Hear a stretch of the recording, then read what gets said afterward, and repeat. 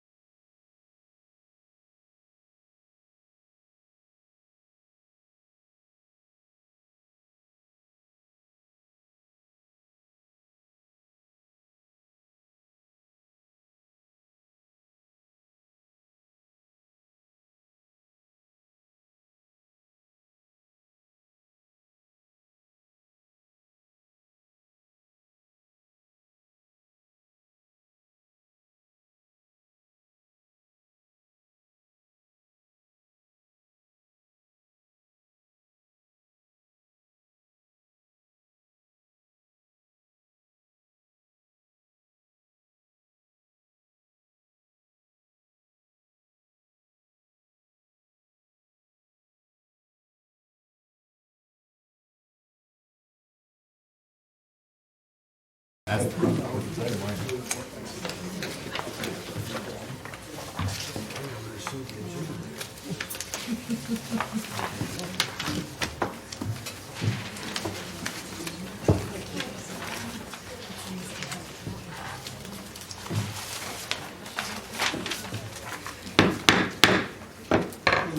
call to order the March 19th regular meeting of the Jersey Shore Area School Directors.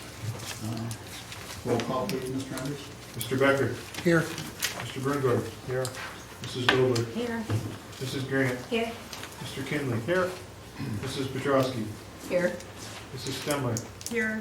Mrs. Thomas. Mr. Allen. Here. All 9 members present.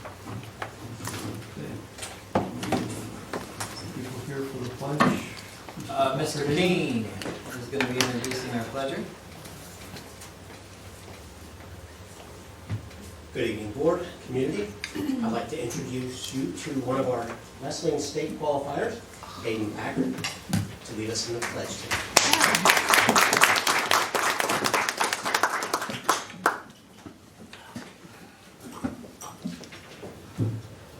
I pledge allegiance to the flag of the United States of America and to the republic for which it stands, one nation, under God, indivisible, with liberty and justice for all. Hayden, if you would come up here. There you go. This is just a thank you for doing that tonight. You're actually going to be recognized next week as well, our next board meeting as well. You don't need to come for it though, so I'll bring it to you. But you're going to get a special shout out next meeting as well. So thank you. Thank you. Thank you.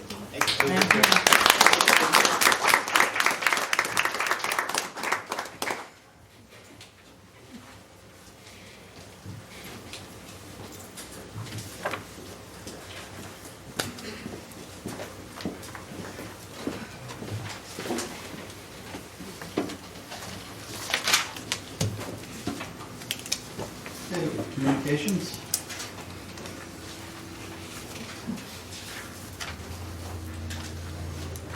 Oh, sorry, it's me. Just a couple of things. Again, Advocacy Day is March 23rd. I know of at least 2 board members that have signed up, along with myself. So we'll be down in Harrisburg on March 23rd, getting back in time for the board meeting that evening. I just need to know I can talk to anyone that's registered after the meeting tonight.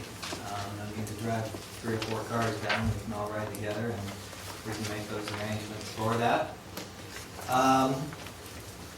As you can probably suspect, there is I've gotten various emails and stuff regarding concerns over coronavirus. There is a letter that will be going home this week to parents just to let them know about the basically an email that went out from Mark about some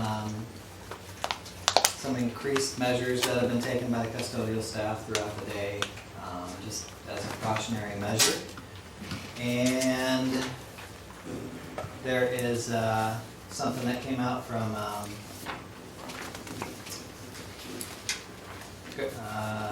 Secretary Rivera, that basically the state is just trying to take safety measures to make sure that we are doing the things that actually Mark already sent out over a week ago to his custodians in regarding cleaning measures in order to help any kind of flu virus. And then as well, I know that the board talked last year about Clorox 360 machines. We do not have those. That is something the board wants to revisit. We can definitely revisit. The cost of those, Mark, were what? $3,900? $3,900 per unit. Yes, per unit. And you had how many last year in that budget? Yeah, it was one for the small buildings and then... Here for the bear. So that's something that if the board wants to revisit, that we could. Right now, they're basically taking measures to do additional cleaning throughout the day, especially of common areas like door handles and door jambs and bathroom areas on top of what's being done after students leave. There's also, I have some things here that I need to give. I know they're typically called shout outs, but the elementary principal and they came out, and they're actually called bark outs. So we had some people recognized that I'd like to send some bark outs to, and these will go to the buildings as well to hand to these students and or teachers. I see one of them actually here that I will recognize. But we did have, for the PHAC, we had a first team, we had one of our players named to the first team, was also the PHAC MVP, and that was Nate Ewing. So he'll be getting one of these, being recognized at his school. Tanner Lorson was named to the defensive PHAC team.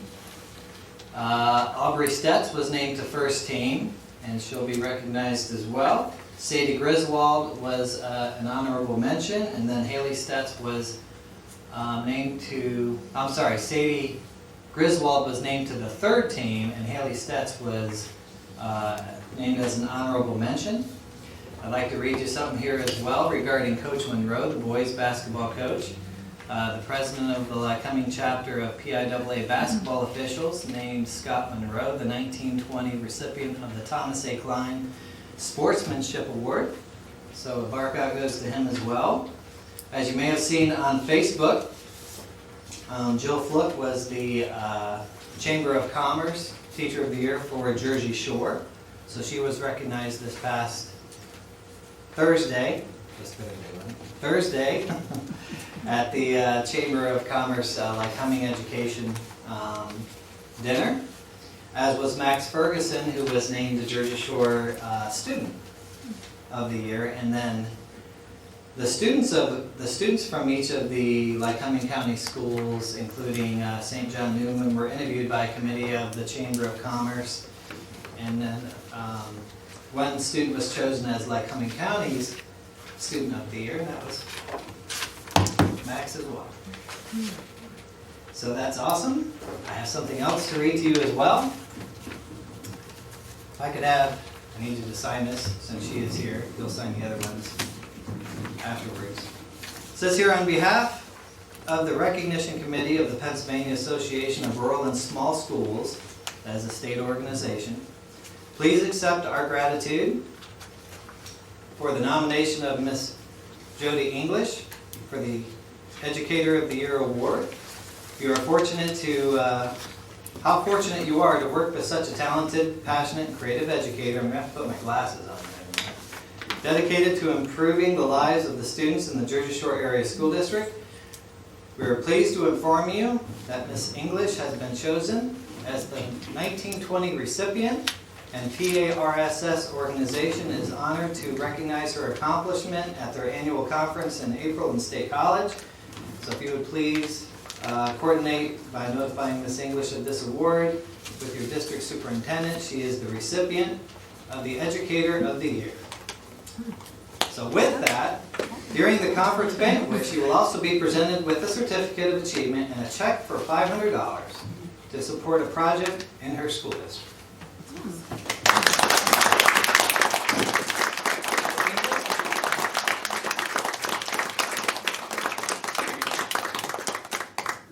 I need to apologize to Jody's mom as well, because she was watching the last meeting thinking I was going to announce it at that point in time. Jody? Thank you. Go. And she will be going in April as well, which she will get a much fancier certificate than what this is. All right, can you make sure that you get that to Joanne, that picture? Yep. Or if you want to post it on Facebook now, that'd be fine too. That is quite an honor, because she was chosen as the top educator in the state by PARSS. Congratulations, Jody. And that is it. Lots of good news there. President's report, a lot of the things that were on Dr. Days' list were on my list as well, so I'll just add to that. As most people know, I'm on the statewide cyber task force, And we had a webinar conference last week. And just to give you an idea of how out of balance the reimbursements are, the charges are for cyber students. Special education rates for cyber students, the highest in the state is $55,000 and change per student. And the lowest is $16,738. So that variation depends on, every school pays a different rate, even though they're getting the same education from the cyber program. So that's just an example of what we're trying to solve with that task force. Student representative.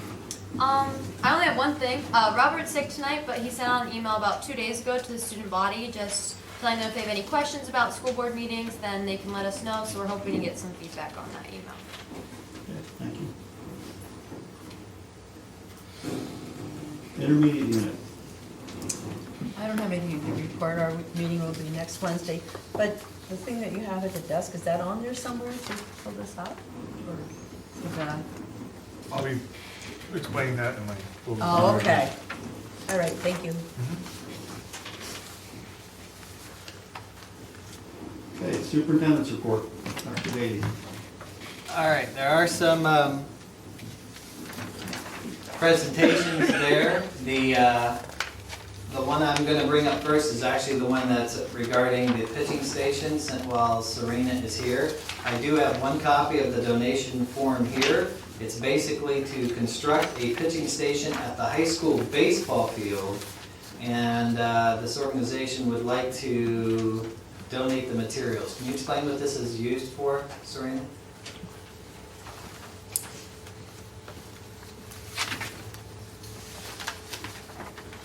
The baseball team is looking to construct a wall that they currently have these softballs.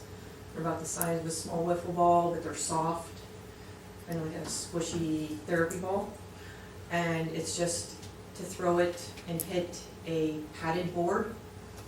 So they want to build a board that then has mats on it, like a couple inch thick mat, so that when they throw it, it dies. When it hits it, it just drops and dies, but it gets them that throwing, pitching action to do that. So it would be constructed at the baseball field just for that purpose of pitching and throwing to, in a safe area. That way it's not going across the field, it's just a couple feet ahead of them. Do we know what, and you might have to help with this, Mark, do we know what we have to do borough-wise to do something like that? It was basically gonna be attached to a structure that's already there. Is that where we're still putting it? We were looking at different options of attaching it to one of the dugouts.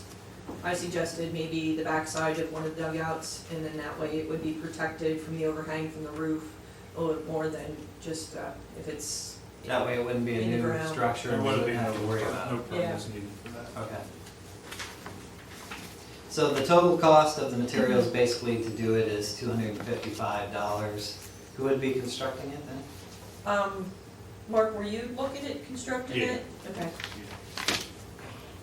So that is that. You have any questions about that donation? You're not approving it tonight, that's just on for an overview. Approve it at the next meeting.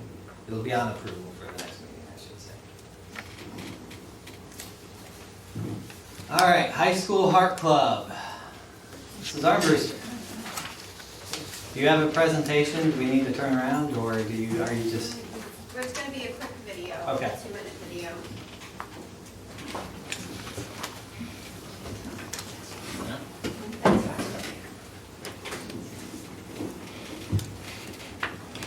By the children of Our Lady Victory Catholic School in 2001.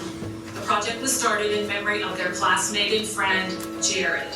Jared was a brave little kindergartner who battled cancer with the courage, faith, such a positive attitude, and sense of humor that continues to inspire us all. Jared was your active 6-year-old boy, always running around in the neighborhood trying to keep up with all the older kids. if we left the pool too early, he would always try to run back because he wasn't done playing yet. Always outgoing, wanting to be around family, around friends, participating in whatever activity that was going on. When Jared was 5 years old, my dad noticed when he was running around with his friends in the neighborhood kids that his left leg was dragging a little bit behind. As a parent, concerning, bring him into the doctors, and eventually was diagnosed with a brainstem tumor. Our strategy, whenever we're going to the hospital, we didn't change our mindset, kept to kind of who we were, so we're packing our bags of toys, Hot Wheels cars, Power Rangers, Pokemon games, anything that we could get our hands on that would keep us kind of who we were in our own zone. So, and that's what we did in the hospital. Play games. One thing that Jared always asks is about the other kids. Why don't they have toys? Why aren't they also playing? Toys in a Box is just that simple. With that, the Jared Box project was created. The Jared Box is a gift of play. It's a plastic shoebox that we fill with games and toys and coloring books and just fun, kid-friendly activities. Each box also includes a handwritten note to the child receiving the box. We'd like to say that Jared Boxes are the gift of play filled with well wishes, hope, and love. Boxes are given to children anywhere in the hospital that we feel like children can use a pick-me-up. I invite you to join us. You can make a difference in the life of a child in your local hospital. Make some Jared Boxes. You can make 1 box, 10 boxes, 100 boxes. It's all the same. You're impacting the life of a child in the hospital.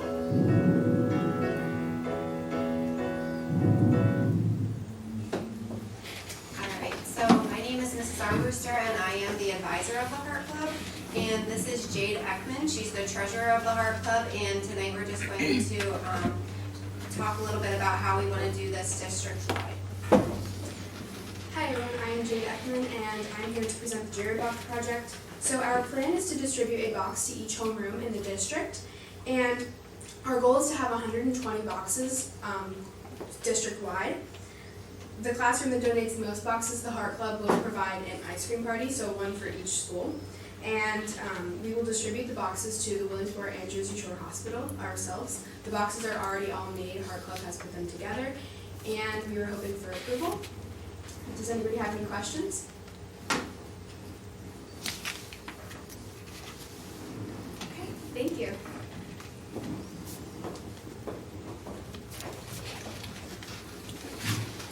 All right, that sounds amazing. Thank you.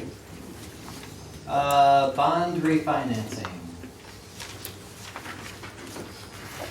Amy Doyle? Good evening, I'm Jamie Doyle from Public Financial Management, and I'd like to just take a brief introduction time before we get started with the document, because I see some new faces around the table. We served as your independent financial advisor for over 23 years, and I have been serving with the district that entire time. I started when I was 12. But anyway, we're an independent financial advisor, so just so you understand what our role is in helping the district, we're not associated with any bank or underwriting firm. We made a conscious decision to be truly independent, and we sit on your side of the table and represent you anytime you're entering a debt transaction, or we help with things behind the scenes, such as your plan con reimbursement, your EMA, continuing disclosure requirements. Anytime there's a change in legislation, that affects you financially, we're in discussions with your administration. So even though you may only see me a couple of times a year, we're actively involved and doing things all the time on your behalf. So you should each have a document with an orange colored cover. And if you turn to page 1, I always like to start off talking a little bit about market conditions. So this is the same index, 3 different snapshots of the same index on page 1. And the top chart is the Municipal Marketplace Data Curve, or MMD for short. And you can see we're currently at the blue line. So not only are interest rates at all-time lows, but the yield curve's very, very flat, and in some spots inverted, as you may be hearing in the news. The middle snapshot's probably the most important one. That just shows this same index, and this is a 10-year spot index, going all the way back to 1993. So you can see the red box on the far right Rates have been doing nothing but moving downward ever since November of 2018, and even more so during calendar year 2020 so far, particularly in the last 2 or 3 weeks as the uncertainties of the coronavirus continue to mount. So whenever there's something bad happening in the world, it creates a flight to quality. Investors want somewhere nice and safe to park their money, and it doesn't get much nicer and safer than a Pennsylvania school district. Debt is backed by your full faith credit and taxing power, and so that creates more investor demand than there actually is supply. So that's good, that all works in your favor and drives your borrowing costs down, and creates refinancing opportunities. Just like you might go refinance your home mortgage, you can refund some of your existing debt and lower the interest rate and therefore lock in savings for the district. So that's what we're here to talk about tonight. That bottom chart's just a blow up of the red box in the middle chart so you can get a better look at what's really happened over the last, I'll call it year and a half or so. If you look at page number 2, this is a snapshot of your existing debt portfolio. So if you do nothing, you'll continue to make the payments on page 2. The top half is gross debt service, meaning principal and interest on each of your various outstanding issues. The bottom half is your local share after you receive state reimbursement to varying degrees on most of your issues.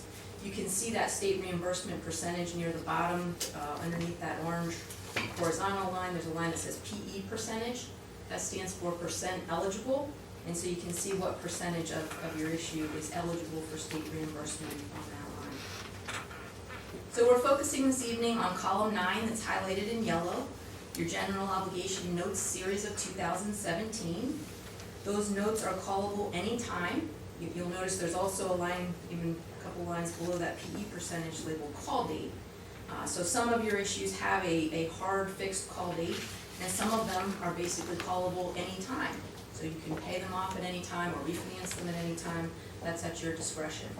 But focusing on the 2017s, if you look at page 3, you'll see the amortization schedule for these 2017 notes. And so in column 3, you have locked in currently a 1.88%, and that rate stays locked in through September 1 of 2024. And then there's a rate reset. And by Pennsylvania state law, you have to have a cap rate. So your cap rate is a 4.25%, which was an excellent rate when you entered into this in 2017. It beat the bond market by quite a bit back then. But it's not a very attractive rate in the current environment. We can do much, much better than that in this environment.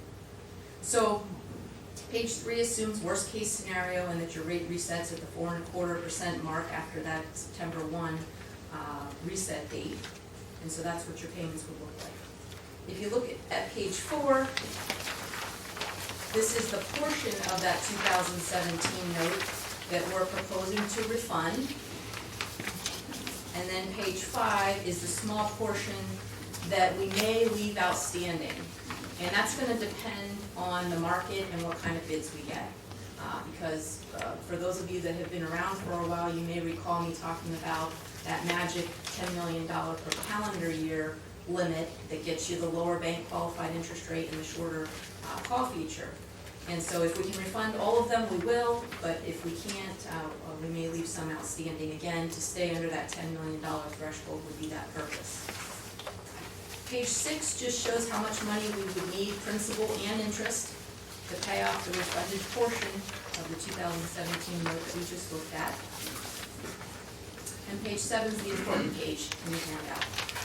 So if we simply replace those old higher rates that we just looked at with today's lower rates in column 4, which range from a 1.6% to a 2.1%, that's what generates savings to the district in column 11, which are conservatively estimated to be about $177,000.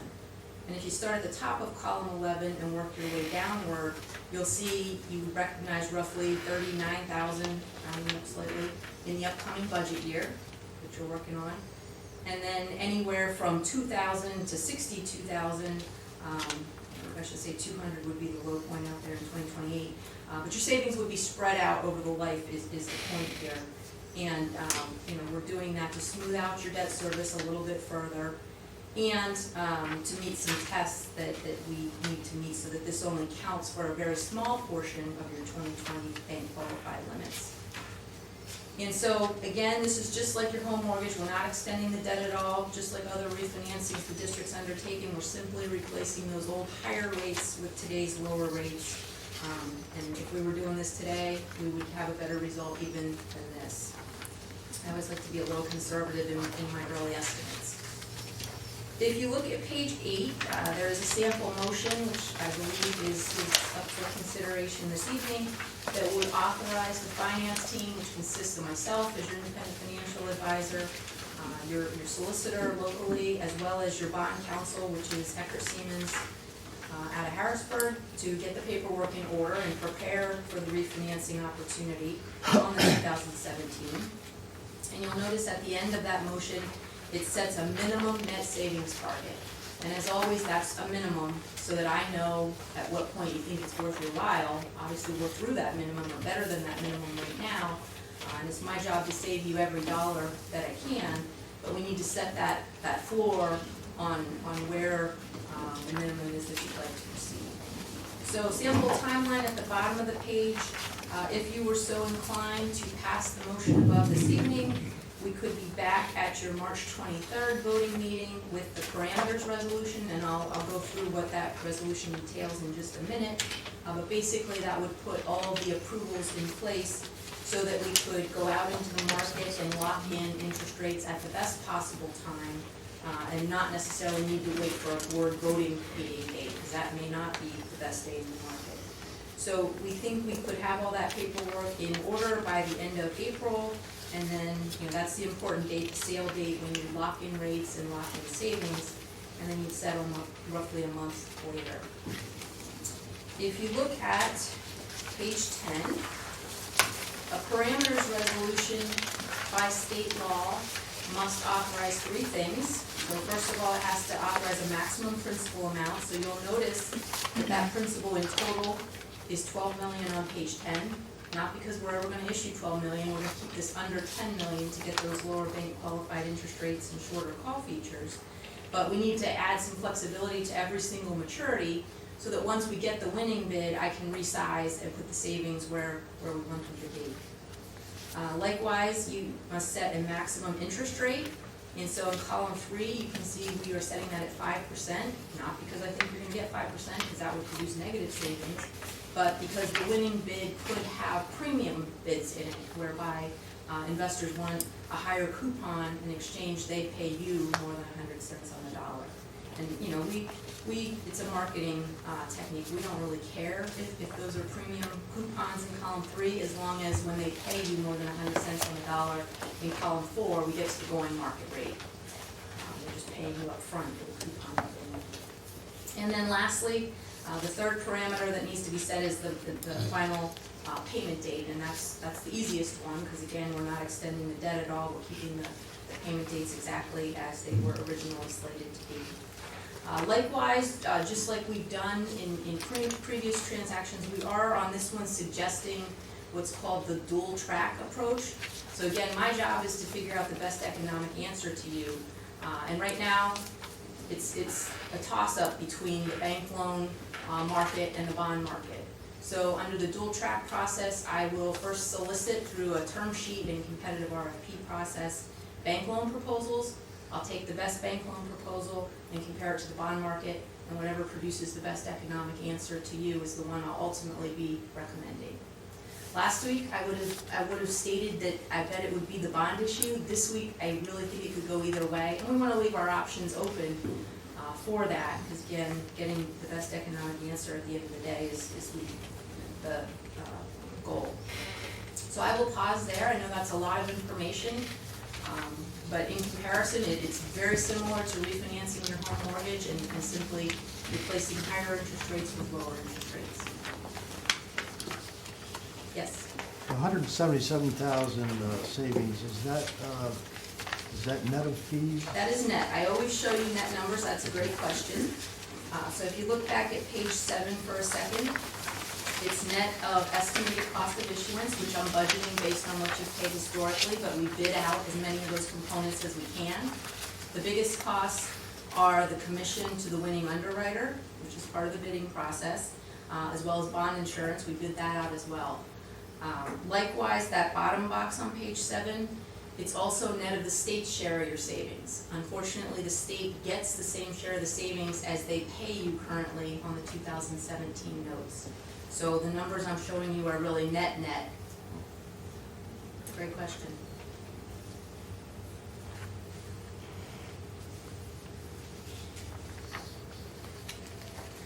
Any other questions for Jane? How do you get paid for your services then, do you? That's a great question as well. That is budgeted in here. It's a fixed flat rate, and it's payable upon a successful settlement out of bond proceeds. So it's part of those costs that we just talked about. Okay. Thanks. All right, thank you, Jane. Thank you.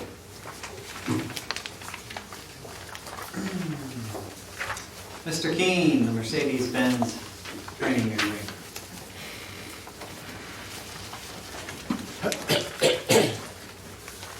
Good evening again. I'd like to present to you a strategic partnership that's starting, has just been brought to our attention not too long ago with Mercedes-Benz and the Kyoko family of dealerships out of State College. Basically, they contacted our automotive teacher, Mr. Harrison Young, and provided an opportunity for a partnership, a strategic partnership for training needs. Now, basically, the donation, so to speak, at this point in time, is access to the Mercedes-Benz training website, as well as some of the training materials online, and just a partnership with some of their technicians to show our kids what a Mercedes-Benz looks like, because we don't have one of those in the lab. It's a little bit different. So it's a great opportunity to start, a great partnership to start with Mercedes-Benz, very similar to the Ford partnership that we have, but not as involved at this point in time. Hopefully, we can build a budding relationship with Mercedes-Benz and the Kyoko family of dealerships and expand this partnership into something similar to the Ford. We're going to get some tools, equipment, additional items like that. And you have a little Mercedes-Benz flyer if you'd like to see those. Again, this is on as an overview for approval at the next meeting as well, correct, Mr. Keene? That is correct. There is an appendix, or an Exhibit A. There wasn't anything on that Exhibit A, simply because this is all training at this point. Our students are going to have access to their technicians as well as their training website. So our students can get some additional training on the Mercedes-Benz side of things. It's a great opportunity for us. Do you have any questions for me?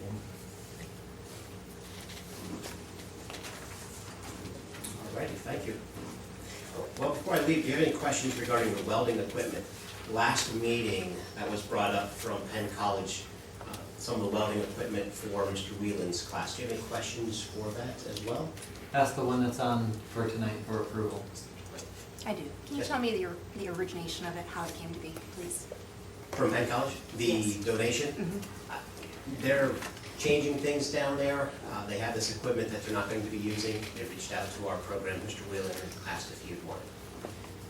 These welding machines, we don't have anything like this, so we'll be able to teach our students how to weld, a little bit differently from what we have. So Okay. it's a good opportunity. I actually also have a question. I have a question related to the Mercedes-Benz. Yes. In the attachment that we received, it talks about the insurance necessary. Is that currently an amount that we carry, or would we have to make adjustments for that? Well, Mr. Andrews, I'm going to have to defer this to you. I'll need to get the amounts. It's $1 million. I'm pretty Well, confident we have that. I can double check. We can verify and Mr. Andrews can give it in his update, right? Good question. Any other questions? All right, thank you. Thanks, Mr. Keene. I don't think Jennifer was planning on being here tonight. I can tell you the Brodart donation, they contacted, they heard about the STEAM lab at Jersey Shore Elementary, and that is also shared as a library to the outlying buildings. And they basically reached out to them and said, hey, is there any way that we can help? We'd like to make a donation towards that, and because Brodart is who they are, what we said is some items to help organize some of this stuff, cabinetry type stuff, containers to organize is what they would need, and that's what this donation's for. I do not see an attachment there, however, I'll have to get the price for you and I can give it to you on the updates. It's on there just as an overview anyway, so I can give you an update in regards to how much they are donating. But without Mrs. Probst here, that's about as far as I can take it for you. All right?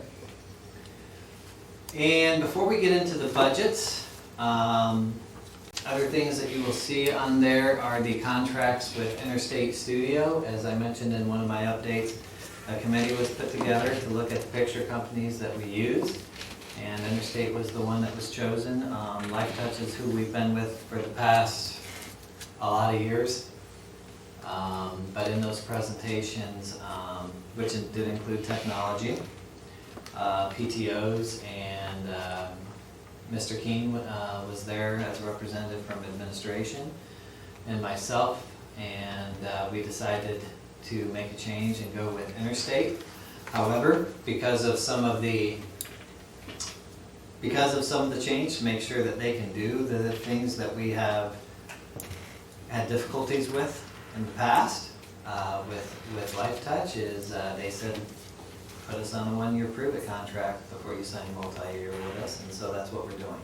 So those agreements that you see, those are basically for the school pictures.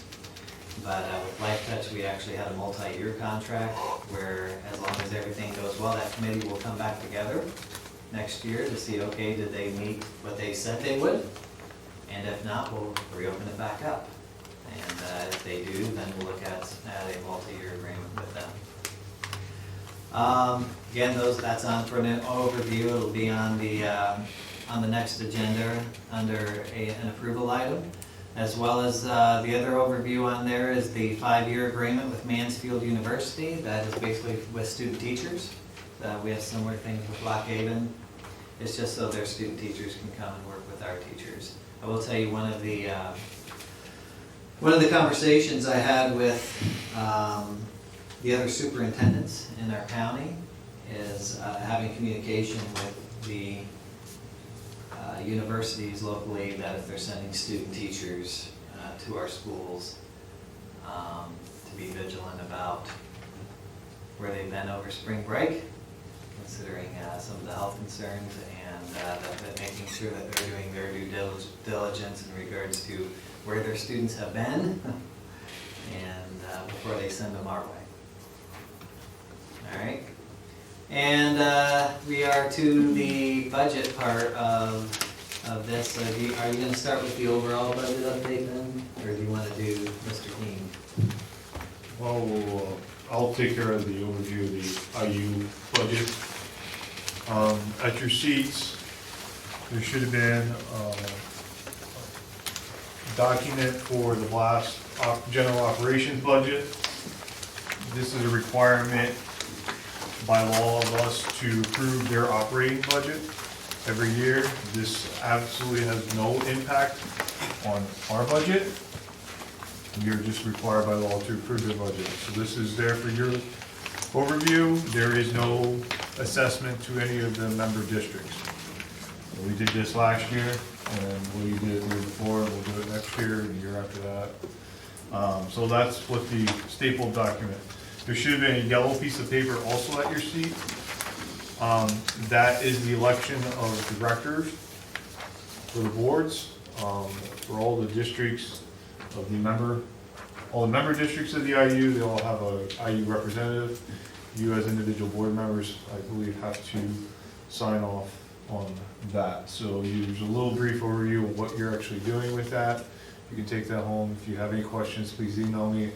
I can get you in contact with the members of the IU.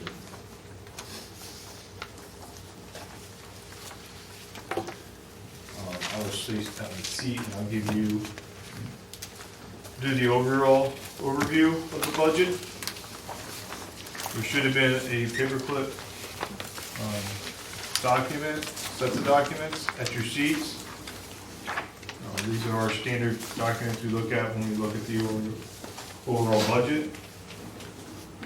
Currently, our projected fund balance for committed and unassigned for July 1st is just over $6.2 million.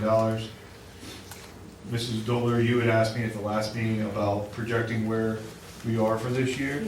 I'm working on that currently, but I will keep the budget deficit that we had for this year in this projection. But once I go through the projection, I will update that number. So you will still see that $330,000 sitting in there.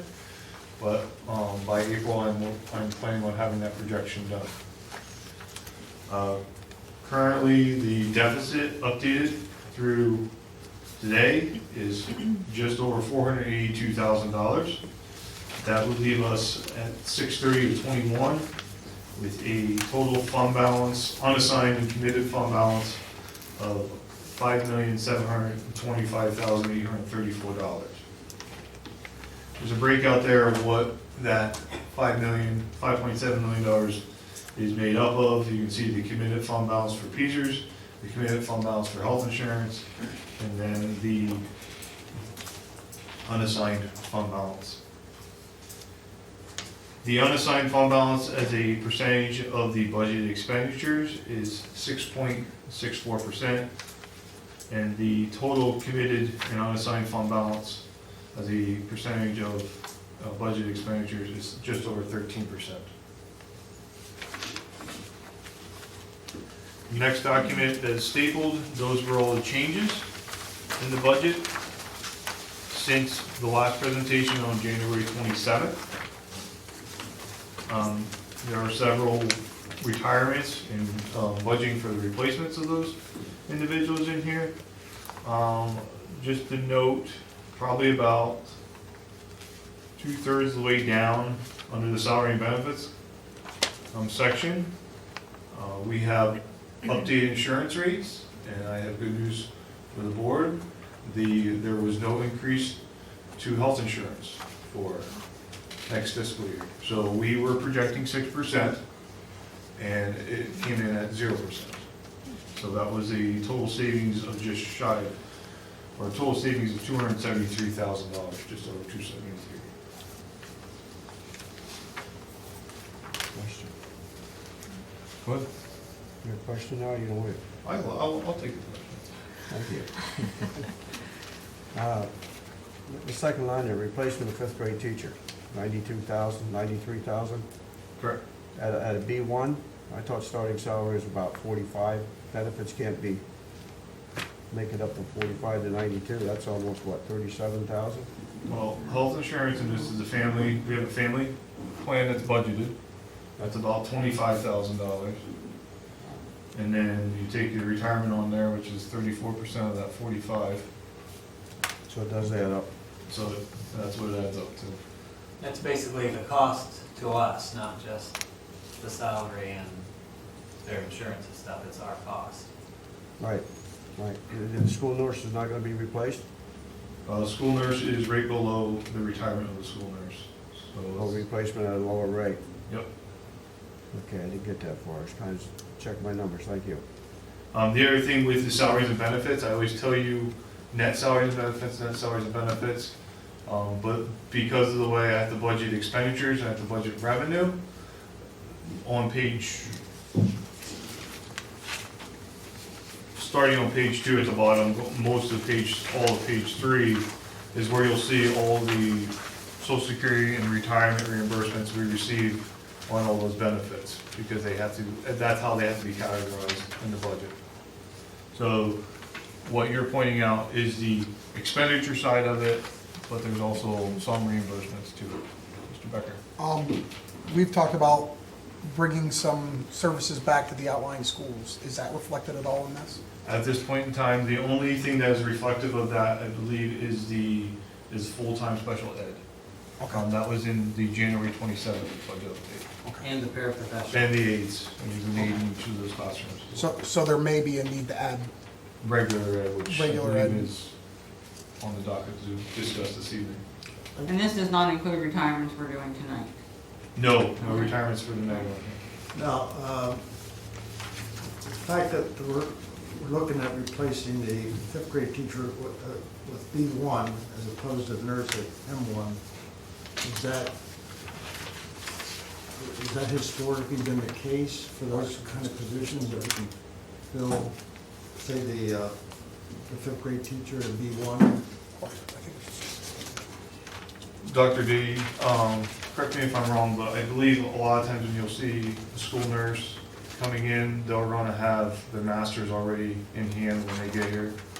So special ed and school nurses, we will budget them usually at the master scale, where a regular teacher, we will typically keep them at the bachelor's 1 scale, just because we can hopefully get one. It's kind of one of those best guess type Yeah, I situations. understand, but historically, we've been successful in doing that.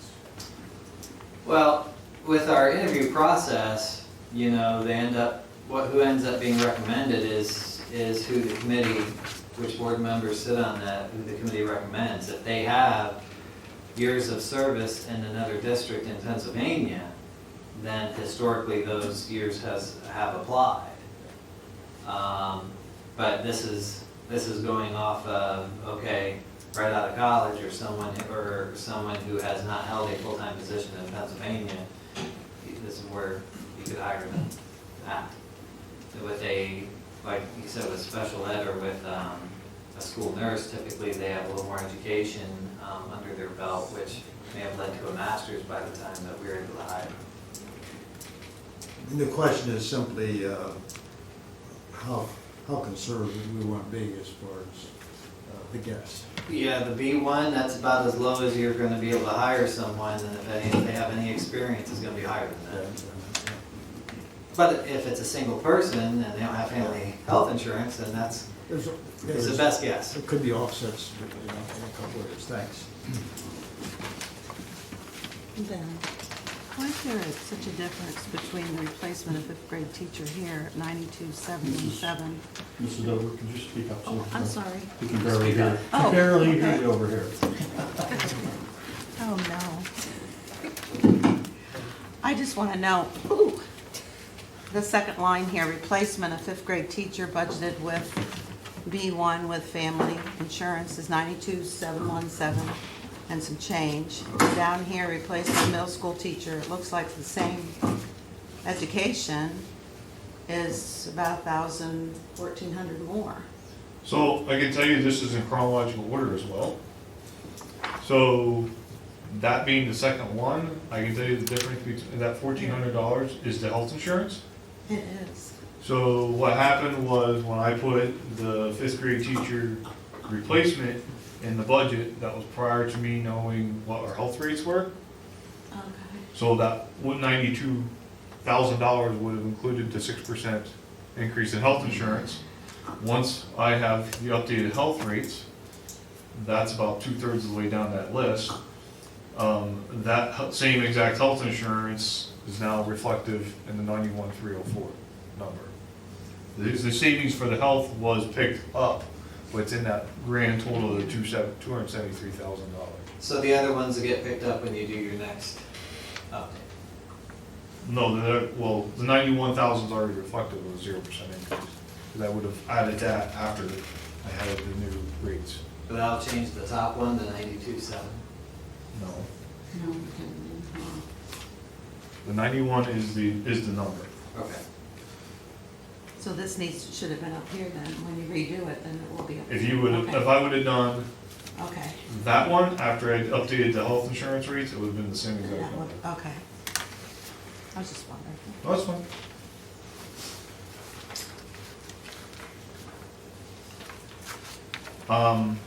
One other thing of note, I was able to, after you approved the bus contracts, I reviewed those. On the expenditure side, there's a $200 change there from what was originally projected. But on the subsidy side, which I believe on page 4, the very last thing in the list, I was able to project out what our student transportation subsidy will be for next year, and so there's a slight increase with that as well. I don't plan on, that's the only update I will have on that. So, are there any other questions concerning this list of items? The last thing is the long-term financial outlook. You all are quite familiar with this. The one thing I will note on this is the health insurance increases that are assumed, or as an assumption in the future years, is now set at 5%. It was 6%. And updated that, and that update is based on the past 8 years of health insurance increases. And I threw out the highest year and I threw out the lowest year. The highest year was 12%, and the lowest year was this year with 0%. So that is an average of 7 numbers. Those rates range from 10% down to 3% in those 7 years.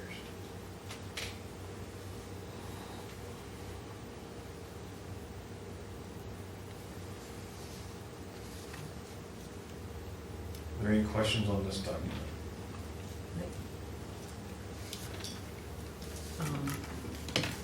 So I can ask a question about this whole long-term thing?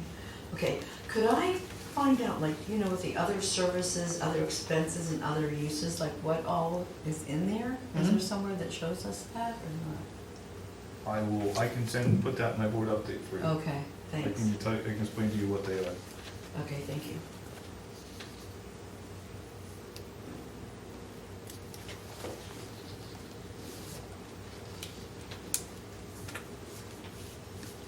All right, are we ready to go to Mr. King?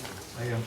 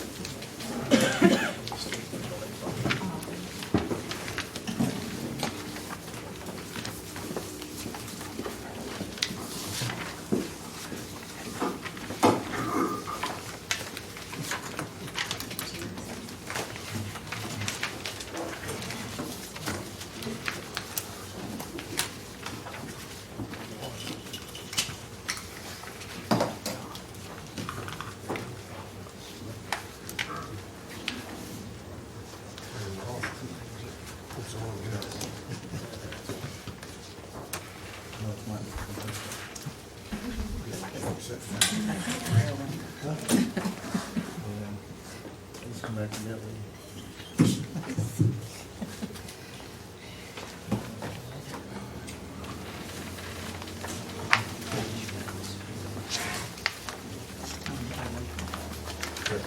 So out of your seats, you should have had printouts of both the high school budget and the CTE budget, which are Mr. Keen's expertise.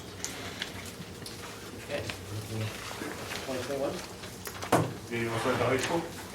Yes, please. Okay, so the first page is the 2021 composite budget. Can you hear me okay? Yeah. Okay. We'll go over the major functions here. You'll see the difference, regular instruction, which is always the largest segment with every school.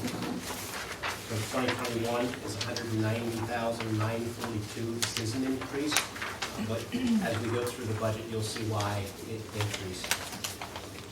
The 1,200 special instruction has decreased down to $10,118 from $13,888. The 2,100 function, pupil personnel services, stayed the same at about $11,000, $10,995.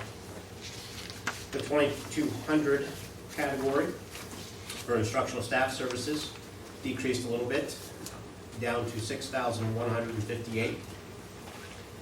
Major function 2,300 administrative services, $4,750. 2,400. Pupil health services increased just a little bit at 970. And student activities increased quite a bit as well, to 56,154, which did give us an increase over the budget at about, I think it was like $46,000. But again, as we go through, you'll see why we're at that. If I can interject there, just to give you layman's terms on what each one of those sections are. Regular ed is the regular classrooms, math, science, etc. Special ed is our special education classrooms, learning support, life skills, emotional support, etc. Pupil personnel, that's mainly the guidance offices. Instructional staff services is one piece of that is the library, and the other piece of that is professional development for the staff in his building. Administration services is the principal's office area. Pupil health is the nurse's office in the building. And then the student activities is primarily the band and choral component of that building. So just trying to kind of give you a summary of that. Okay, regular ed instruction for 2021.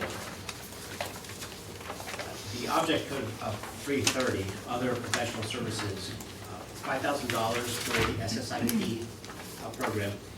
As I mentioned before, we've had the State Systemic Improvement Plan grant for 5 years now.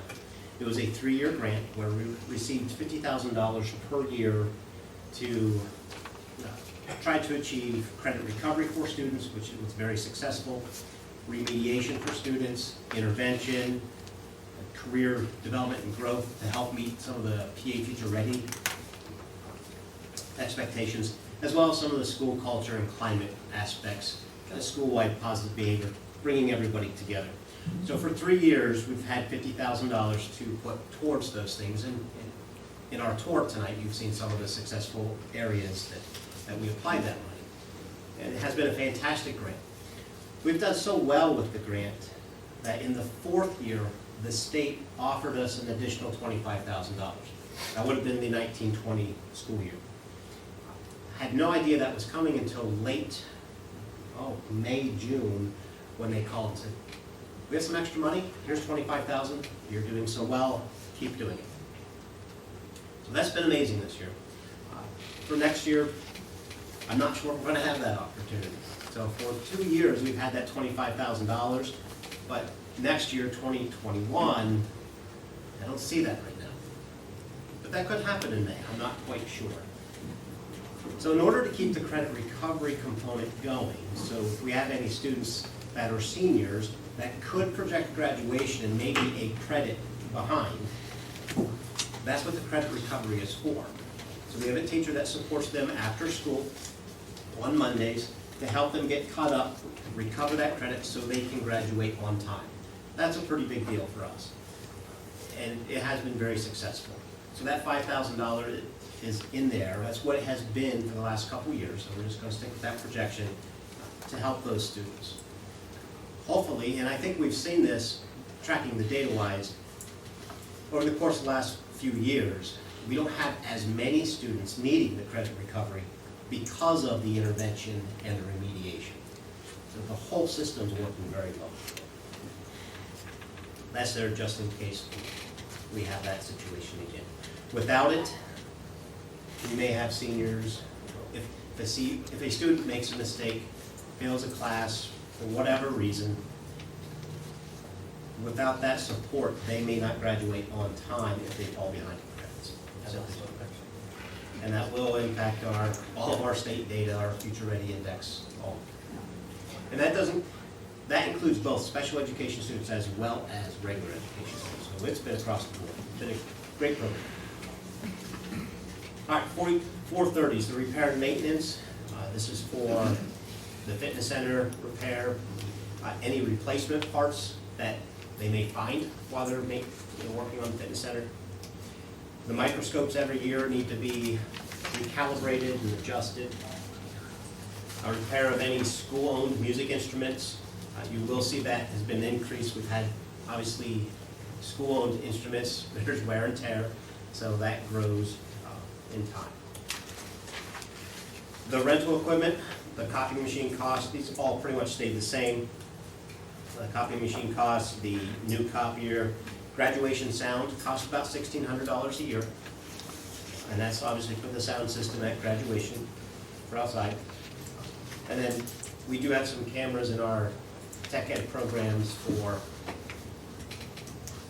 yearbook or our multimedia presentation class and those sort of things. For any type of repairs for that or rental stuff for those sort of things. 513 are our contracted carriers for our field trips. This you'll see a lot of changes. We project what we think the field trips are going to be, but we've seen a lot of support in this area. For instance, PA CareerLink received a grant that allows them to pick up the cost of field trips if we apply to them, and it's going to a career-based field trip, like to Penn College or to an industry, and they'll pay for the field trip.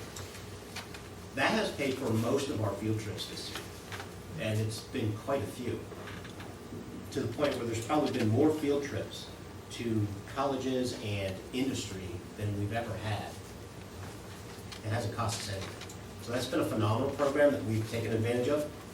We try to take advantage of every opportunity we get, and that's been a good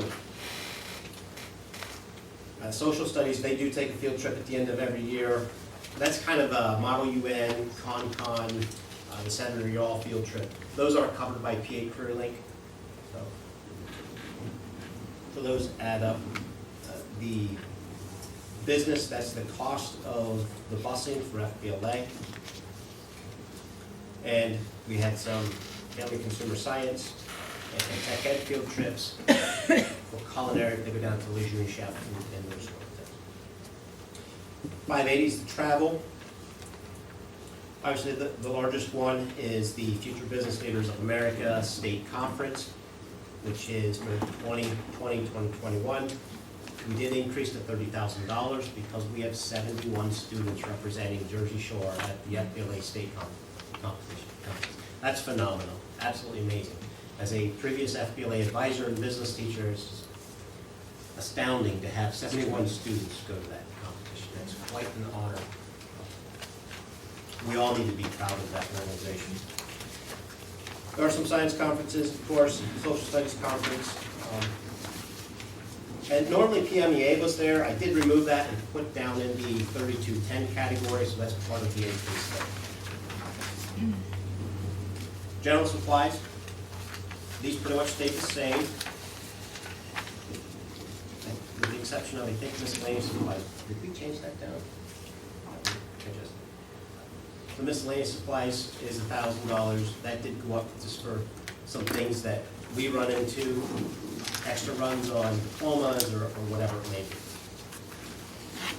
For the programs, you'll see the art supplies held pretty close to being the same. Business supplies went up a little bit for some of their needs. English supplies decreased a little bit, $715. Family consumer science supplies decreased because we don't have the majority of our family consumer science classes anymore. Foreign language did go up a little bit, and primarily for some textbooks or some resources that they use. Mathematics went up a little bit due to some calculator costs. There are some supplies in music, or music and some other things, instruments and whatnot. Physical education went up a little bit by about $200. Our science supplies did decrease by about $2,000 to $11,847. Social studies decreased a little bit, and the tech ed programs stayed pretty much the same.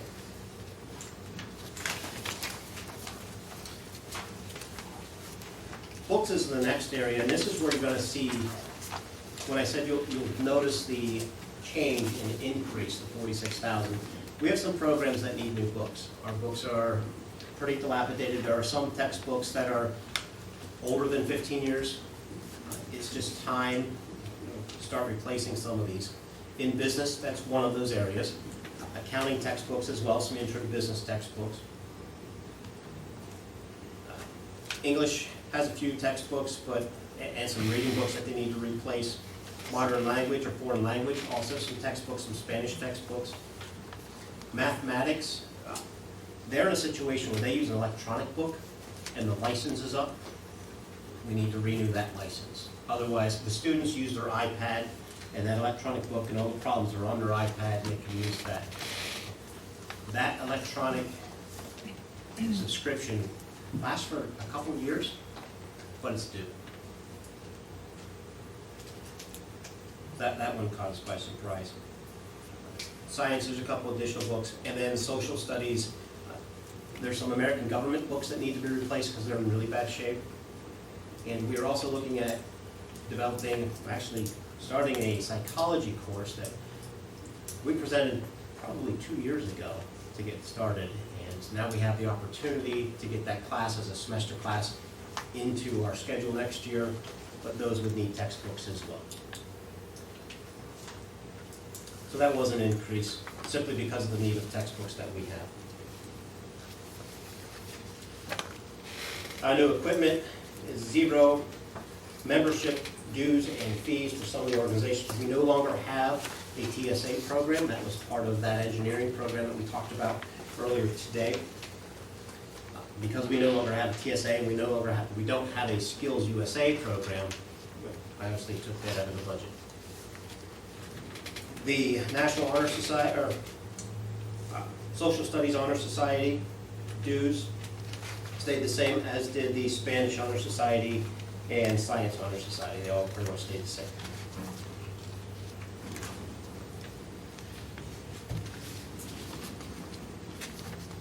$1,200 is the special education. Other professional services are zero. Contracted carriers begin field trips. Now, field trips, the Life Skills program, they do take their students on a number of different field trips. They travel in the classroom and a lot of different things Mrs. Mockler takes her students to, which are great. We took full-time learning support down to zero. We did have a plan with Waukegan University for adaptive physical education activities. That started last year that we put it into the budget. So our students would go to Waukegan University, so some of the students up there could work with our life skills students. That started out really well, and then just kind of, I'm not sure what happened at Waukegan University side of things, but never really materialized. We kept it in there just in case it comes back, the field trips, because that is an all-year item. The life skills co-op students, we have some students that go out on co-op. There was a change in services here outside of our realm, so that was also a decrease, because at this point in time, they're not offering anything. So you'll see a little decrease in that area. Travel is $300. It's obviously for Mrs. Mockburn and those sort of things. General supplies did go up a little bit for the life skills program, and there are no books for that. That decreased a little bit, primarily because of the contracted carrier issues. Will some of those programs come back? I'm not sure. They're obviously outside agency government programs. Our guidance services, 2120. The rental equipment is for the copy machine in the guidance office. Mileage for the 3 counselors is $500. The general supplies pretty much held the same. They kind of kept things where they needed to be. The Smart Futures is the program we use for the Future Ready in order to account for the Future Ready requirements. We were blessed this year, 1920, to have that come out of a grant. So that did save the district some money. We don't know if we're going to have that grant next year, so we put it in there so we can keep that going. Because that's the program. It's connected to PIMS that gets uploaded to the state that says, yes, you've met your Smart Futures requirements. So that's kind of an important piece of software. Periodicals and workbooks for students, about $150. That has stayed the same. That's for items that the students may need, textbooks for support and studying for the SAT test or whatever it may be. And then membership dues, counselor dues, and National Honor Society as well. Those items stayed the same. The overall budget for guidance pretty much stayed the same. Library, school library services, $22.50. The rental equipment was reduced because we no longer have a copying machine there. Everything else pretty much stayed the same throughout as far as general supplies go, book and periodicals. We're looking at 720 students at $3 per student, as well as our access fee to Access Pennsylvania. So that budget for library is $31.58. Staff development, we did have this broken out a little bit for a couple different items for the 1920 budget. At this point in time, we just lumped it together, $3,000 for professional development, because quite honestly, every year you don't know what opportunities may come up that we could pull into the school for professional development, or what opportunities teachers have to take advantage of.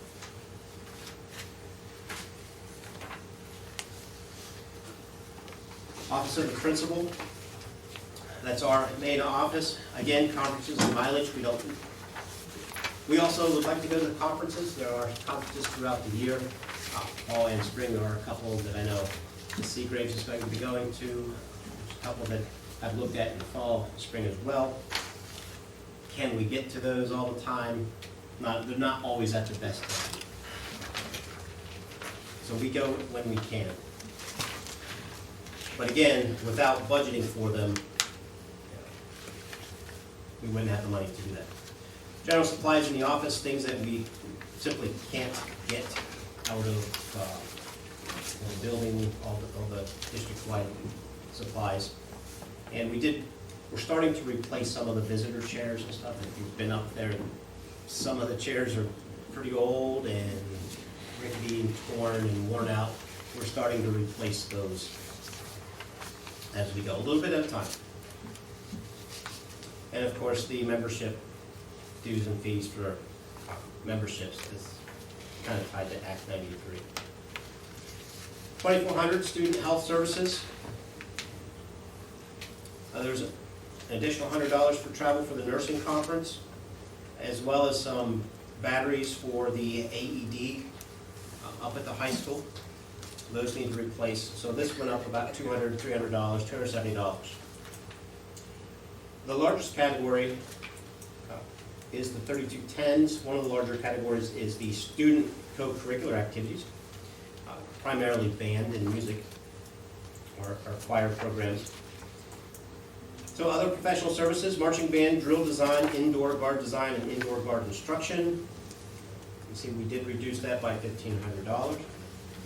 Repair maintenance is $1,875 of some of the items that they have. Contract carriers for band to go to the football games and whatever choral festivals, jazz ensembles, stayed pretty much the same. Drum major camp, directors conference and lodging for camp and PMEA festivals. We moved some of this stuff out of other categories into this so we could identify a little bit better. So that was PMEA festivals were the ones that were up top that we moved down to this segment. Just some general supplies. Any type of supplies for marching band, color guard, indoor guard supplies, whether they need flags or whatever they might need in order to perform what they're doing. Some music for band and choir, as well as any choral supplies. And there's a couple $100 for freight and handling for those items as well. Some new equipment that may be needed. There's some drum stands that may be needed, some percussion items. And the big ticket item is the marching band uniforms. The marching band uniforms have been around for quite a while.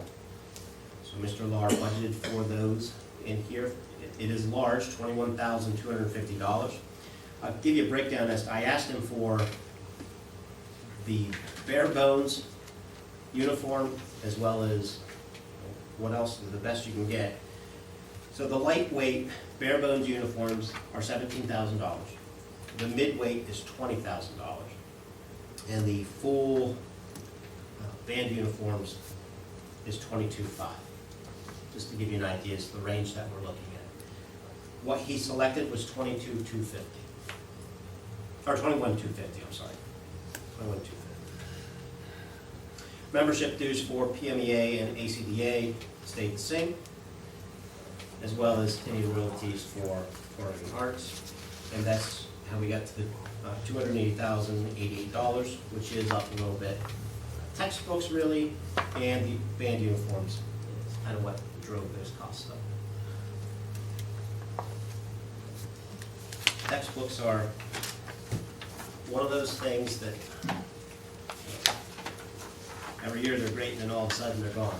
It's time to be replaced. Yes, sir. I thought you said about, I think it was math, that the ebook subscription Yes. is, And with their textbook comes an ebook yeah. subscription. Do we have any other textbooks that come through as ebooks? But with this, with the book that they use, they get the textbook and the ebook. Oh, I see, okay, so it's a combination of both. Yes. And as far as the band uniforms, you say they've been around a while, what is typically, what's the life cycle, I guess you could say, of, are they worn out, or they just need upgraded I because believe of he's the? had those for close to 15 years. Wow, okay. That's pretty accurate, because I remember it was shortly after I got on board that we approved. I think at that time we only approved 30, if I'm correct. And it depends on the quality of uniform that you purchase, how it lasts for you. I would assume the lower the light side of this won't last, 15 years. What is our current numbers in the band? 35. Most right around Has 35. that been flat? It's been consistent. Yeah. Thank you. You're welcome. Any other questions? I just follow up on that. You said there were 35 band members? Around 35. Why 50 then? I mean, if you're gonna keep those 15 for the weight, the size of the people that are in the band, basically? Size flexibility, yeah. So if you just purchase 35 and you have 7 of each size, small, medium, large, extra large, whatever, students may not come in those sizes in that ratio. So that's why the 50. Did you do that the last purchase? I guess what I'm getting at is those excess, there might be maybe 5 to 10 that are not used at all, brand new. 15 years from now, I guess 15 years from now, the style's gonna change. So I was gonna say, if you kept the same style, you'd have an extra 10, 15, but that's kind of. Over the life of the time that they're being used, those sizes will be erratically. Probably You are. might have 15 not used this year, but then next year, these people that graduate and these people that come in can't wear the ones that graduate, they're taking one of the other ones. And if you don't buy them now, it's rare that you're gonna get the same uniform. They'll never match. They'll never match, or the cost will go up Right. exorbitant. I agree. Any other questions? I do. Yes, ma'am. So you mentioned the textbooks under the business section, specifically referencing accounting. Is that in correlation to the Penn College Now classes that are offered, that we need the new textbooks for that? Okay, so the accounting is no longer offered through Penn College now. Penn College stopped offering the financial accounting program probably 3 years ago. There was a change in leadership in the business program at Penn College, and they took a completely different direction with that class that was more of an intro to business than an accounting direction. So we maintained the accounting side of things and no longer offer the Penn College Now accounting, because none of the schools do. It's just not there. We are working with Lackawanna County College, Community College, to get that dual enrollment opportunity back in place. And with that, as long as we use a book, which we've been using, the Wiley book, we can offer our accounting classes for college credit. Now, there will be a small cost to the students, as opposed to what Penn Tech wasn't. but it's, I think, $100 per credit. So the book that you want to buy will or will not work toward It buying? will, Okay. yes, yes, it will work for that. And we look at all of those angles. The more dual enrollment we can offer, the better. I did know Penn College was gone away, I just saw it's Yeah, a it was big on- increase in the. Again, as a teacher of that class, it was unfortunate when they decided to change directions. Any other questions from high school budget? Okay, we'll go to CT.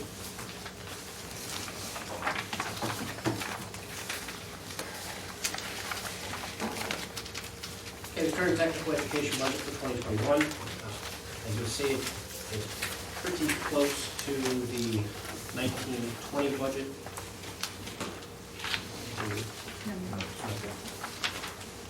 So we'll start with major functions. Culinary arts, major function is $1340. That stays pretty close at $17,050. Child care, major function is $1342. That budget amount is $500.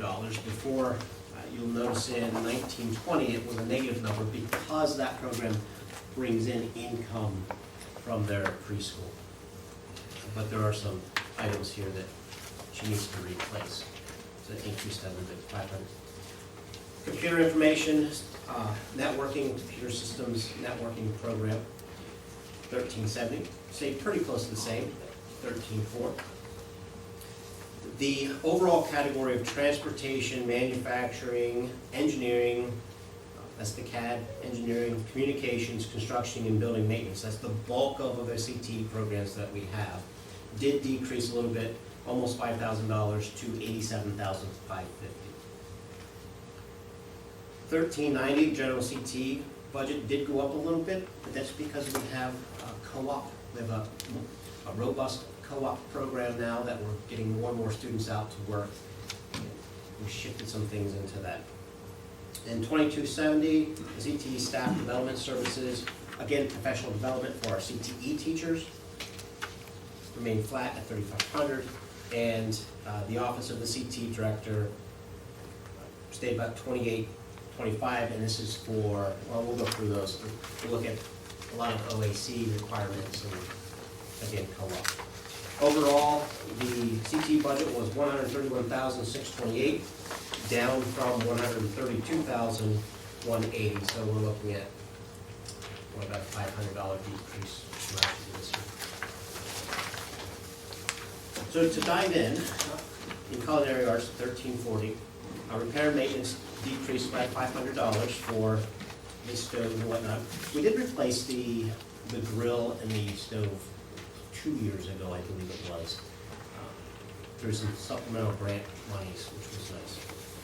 So we were able to upgrade that. General supplies hold pretty close, $15,950. There is some things that he's been asking to replace. His coffee pot, his coffee system is getting old. He wants to get that replaced before it goes bad. Some of his dining ware is getting old and chipped. He wants to start getting that replaced as well. Overall, $17,050. Child care services, contraction field trip for $300. 610 supplies kept flat because of the income that comes with the preschool. Textbooks are the same way. And then there's some membership dues of $200 there as well. So that was a little increase, but it's $500 budget. Computer systems, networking, travel for field trips, $500 as well. Now again, a lot of these, especially this year, a lot of these field trips were covered by PA career loans, so it saved that money. That was a good deal. Some of the general supplies stayed pretty close, stayed flat at $11,493. Textbooks were at $660. And some of the dues for Cisco Networking Academy was $500, and VMware was $250. So leaving it pretty close at $13,403, and it was $13,020. So it's about $350 up from last year. The largest category consists of 6 or 7 different programs, the 1380s. These are all of the items for transportation, manufacturing, engineering, also known as CAD, communications, construction, and building maintenance. So the 430s, all the repair and maintenance. As you noticed today, walking through all those programs, there's a lot of equipment. We have a plan for repair and maintenance on that equipment every year. If needed, when it occurs, sometimes the companies will just come in because they're educational and just make the change or check it out, take care of it, and thank you, type of thing. But that's not always the case. But I have those broken out by programs, kept it pretty close to being the same at $4,900. The contracted carrier services, again, field trips for transportation, construction, manufacturing, and communications. All of these have been paid by Penn College, or PA Career Link this year, so that's been phenomenal for our district. I'm glad they have that grant, and I'm glad we have a partnership with them, because it has saved us quite a bit. And these programs have used that quite a bit. 580 travel, this is for our students and our teachers. We don't have a Skills USA program, so we reduced that. We did at one point in time compete in PAA competitions. I'm not sure we're going to compete in that this year, but we may be competing in that next year depending on the students. And that is the automotive competition, very similar to Skills, like an FBLA, but for automotive. So that's what that's for. Certification cost and cost to get those certifications, that would be the ASE certifications because they can't do those there.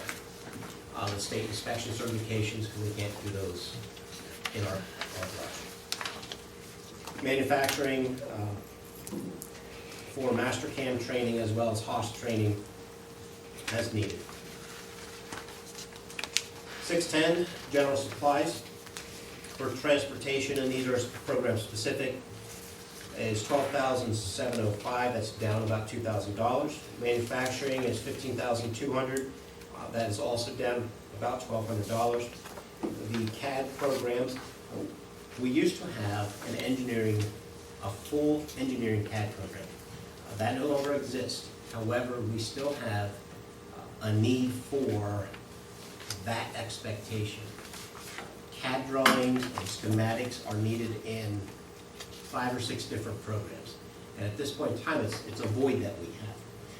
So when I talked to you earlier about those flex classes, that the CTE teachers are going to offer a flex class for the students, a CAD class will be one of those classes that they offer. So students can get a semester's worth of CAD training. So they can learn how to read blueprints, create blueprints, schematics for electronics and those. Absolutely a skill that we're missing. Communication program is down a little bit to $10,915. Construction is also down, supplies wise, $12,300, and building maintenance did increase a little bit to $17,600, but he's also, lumber and supplies are going up in price, so it does make me a little nervous, but I want to trust these guys for what they need and what they prefer. I know our building maintenance program is running pretty close now, and we still have a couple months to go. Okay, so that's total supplies, down about $500. Textbooks, we only have 2 programs. Manufacturing request textbooks for some of the NIMS items. We don't do a full-blown NIMS program, but we do provide some NIMS training. This could possibly be covered by a grant, but we're not sure. That's one of those PA Smart grants, the apprenticeship grant that we talked about. Communication also, this is with Adobe, Photoshop, and those items in that program. Software is again, the CAD, and that was removed for 2021. Equipment was removed for 2021. And I just want to note on this, we did budget for a joiner for our building maintenance program. We were able to get a grant for that as well. So, I put a lot of time into grants. Membership dues for transportation and networking is $1,800, that came down a little bit.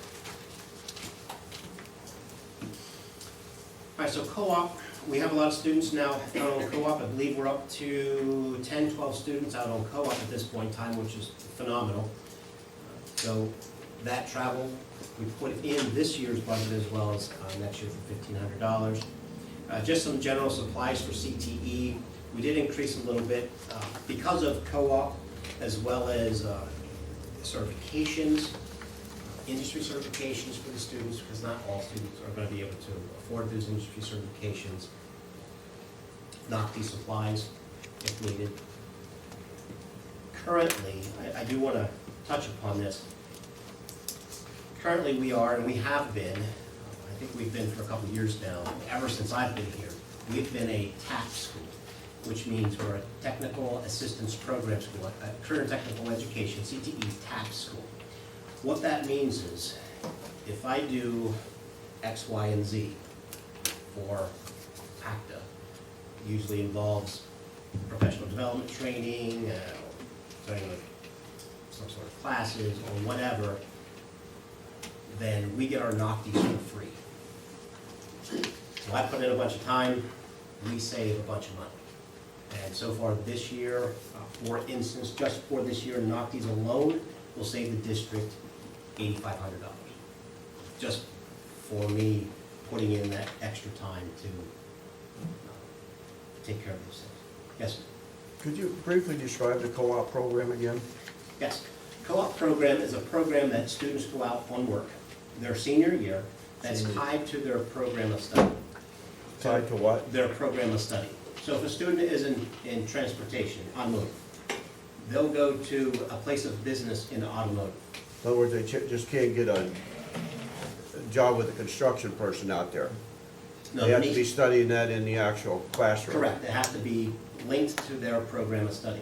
And basically, the mentor, in this case, the example, at the dealership, if they go to a dealership, is responsible for teaching that student those tasks that are on the task list their senior year. Now, the student gets paid for working, it's a great deal, but they're also learning on the job as well, and it covers those tasks. So for those, instead of sitting in a class for 3 periods a day, or going into our shop for 3 periods a day, they're out in the workforce, they're training on the job, they're getting paid, they're covering the education, they still have to take the NOCTI exam, they still have to take the certification exams. How many hours a day are they out? Or is it day? It depends on the full day? It really depends on the co-op. A lot of times it's just during those 3, like the afternoon, those 3 hours. But it can carry beyond the day. They may leave us at noon at lunchtime and work till 5 every day. It's a great opportunity for our students, and we're having more and more students go that direction, which is fantastic. We're having students press on. Who looking for workers here? If you get a good kid in that excavator machine, let me know. You got it. To me, See how it works. just don't stand in front of them. Textbooks, $500, as well as for any type of books that we may need for co-op and whatnot. There's a program, students on co-op have to go through a general leadership type training as well. It's part of the coursework that they need to be involved in. That's done at the school. Instructional staff support, this is the professional development. Any conferences that we can go to, as well as the professional development for co-op as well. Kept that flat. The last component is the Office of the Director. Again, conferences. The PACTA conference is a nice conference. Typically, that's coming up here in April. Integrated Technology Conference in November is typically great to go to if I'm able to get to those. That's not always the case. Career Technical Education requires every program to have an advisory committee. every single program. So we provide 2 advisory committee meetings. The requirement by law is to have 2 advisory committee meetings per year, 1 in the fall, 1 in the spring. So those miscellaneous purchase services focus on those advisory committee meetings for any supplies or, any things that we may offer, meals or whatnot for those committees. These are made up of business individuals, industry individuals that know the trade. They typically end up taking our students in co-op. Want to join an advisory committee? Think about it. Okay. Any other professional expenses that kind of happen, and again, that would be for just some general things for maybe certifications, maybe not. Some supplies we may need that we don't really necessarily know that pop up that kind of a contingency item. Dues and fees for PACTA and some of the other PCEA, the Pennsylvania Co-op Education Association, we have in there as well, so those are covered. And again, keeping the overall budget flat at 131,628. Okay. Any questions about the CTE?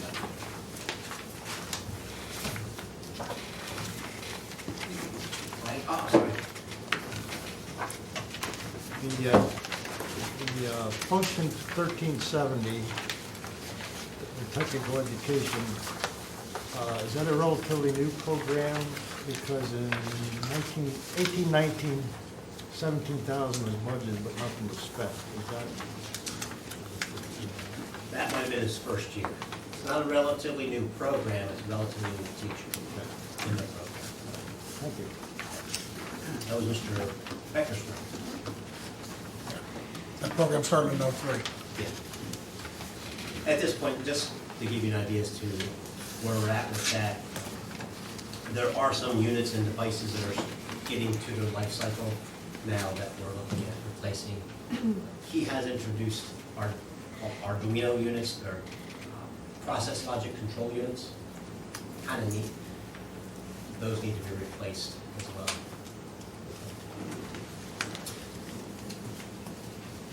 Again, we use grant money as much as we possibly can, which is a great deal, but we cannot rely on that.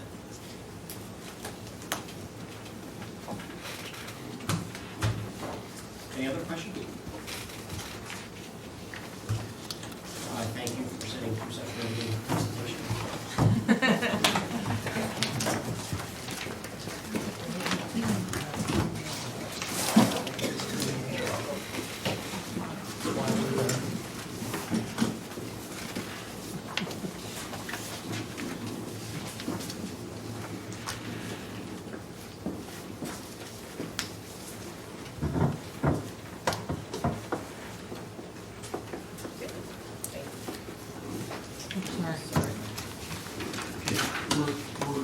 We're going to need a courtesy before for legal and personnel. But before we do that, You have an executive session. I'm sorry. Before we do that, I was wondering if we could take item G out of order. There's no one signed up to speak about those. And that's at least vote on item D of finance to approve the PFN refinancing of our funds. So, Shane, you can head on out and go home. We've got a long drive ahead. Is there any objection to taking that out of order?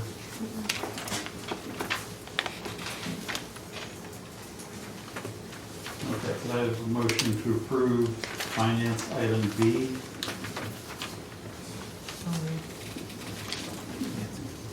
Second. Yes.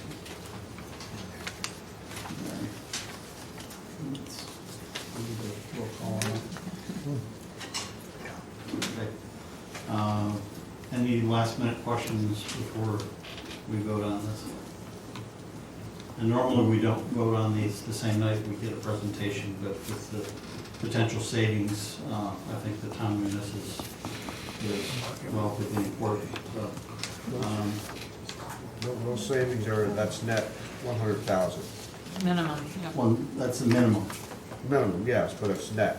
Yes. Right. Any other last minute questions? Hearing none, all in favor say aye. Aye. Opposed? Thank you. Thank you. Sorry for keeping you late. No worries. I'm sure you were just enthralled by Mr. Keene's presentation. I tried to keep it exciting. The nicest drive I've ever had to Jersey Shore in early March. Good night.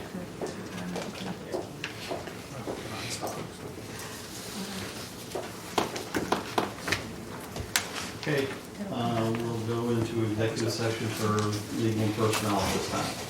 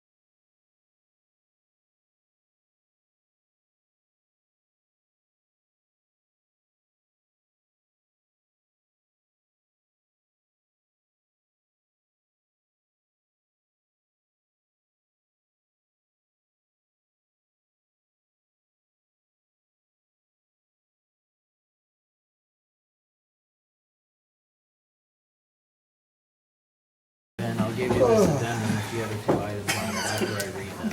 You gonna read those? No, try to write it down quick.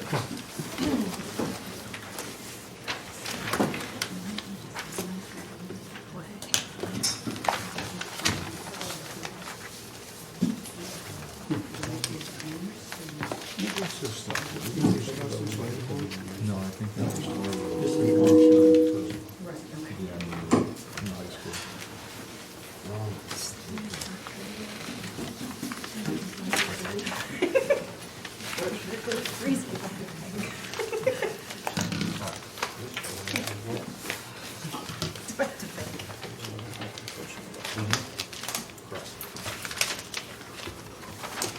Mr. Wall, we have a request to hit the up button on that temperature thing about 2 times.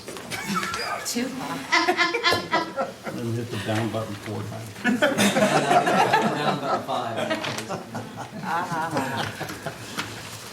We're gonna do icicles over here pretty soon.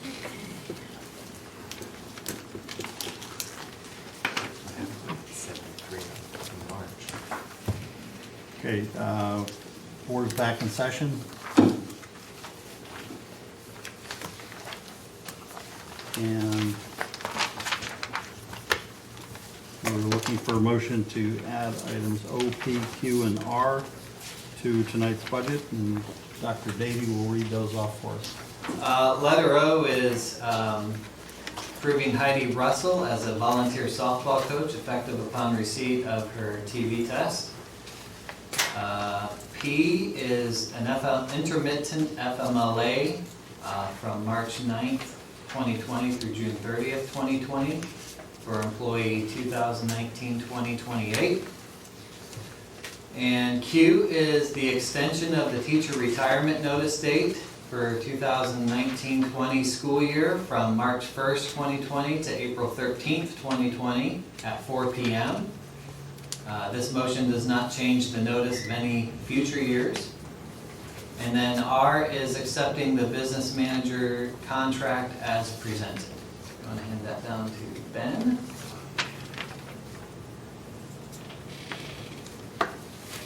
Sure you want to stick around, just present it. Okay, and it's my understanding that the item R would like to be a roll call vote. So could we have a motion to add those items onto tonight's agenda? So moved. Second. Who was the second? Wayne. Okay. Any discussion on adding those onto the agenda? If not, all in favor say aye. Aye. Opposed? Thank you.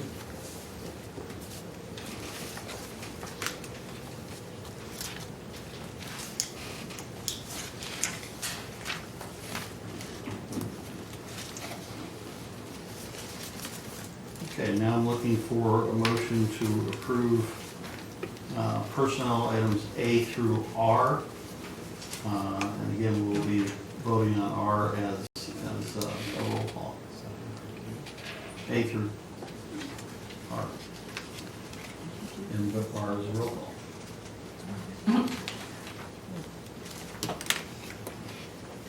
So moved. Second. Okay. Any discussion on any further discussion on A through R?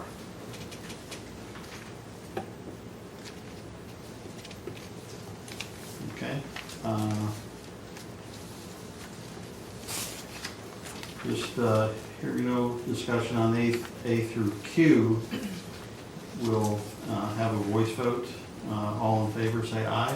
Aye. Aye. Opposed? Thank you. And at this time, we have a motion and a second on R, so we will do a roll call vote on R, please. Mr. Becker, Yes. Mr. Brungard, Yes. Mrs. Dobler, Yes. Mrs. Grant, No, I'm sorry. Mr. Kinley, Yes. Mrs. Petrowski. I don't have any problem with Mr. Ender's performance, but I am objecting and I would say no based on the number of years. Mrs. Stenley, Yes. Mrs. Thomas, Yes. Mr. Allen, Yes. 7-2.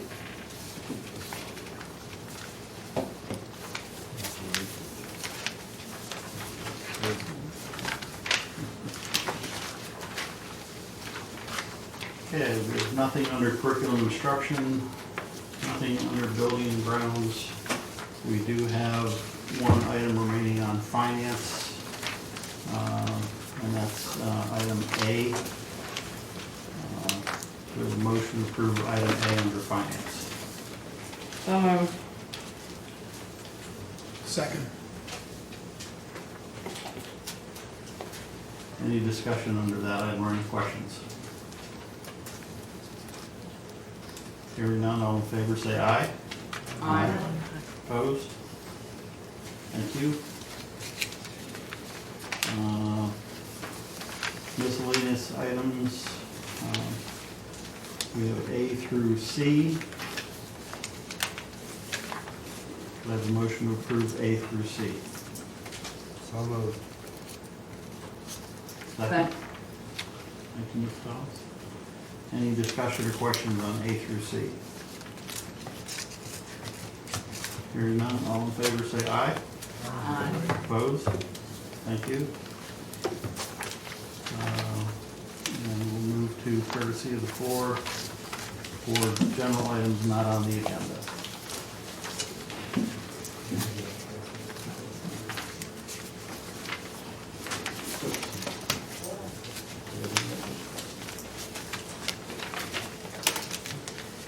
Hold on a second here. Okay, I'm sorry. I got to sit I missed one. Yeah, we're gonna see if you can get up and down, Carol. Sorry, Carol. Okay. It was hidden. We do have an item under old business, and that's school choice.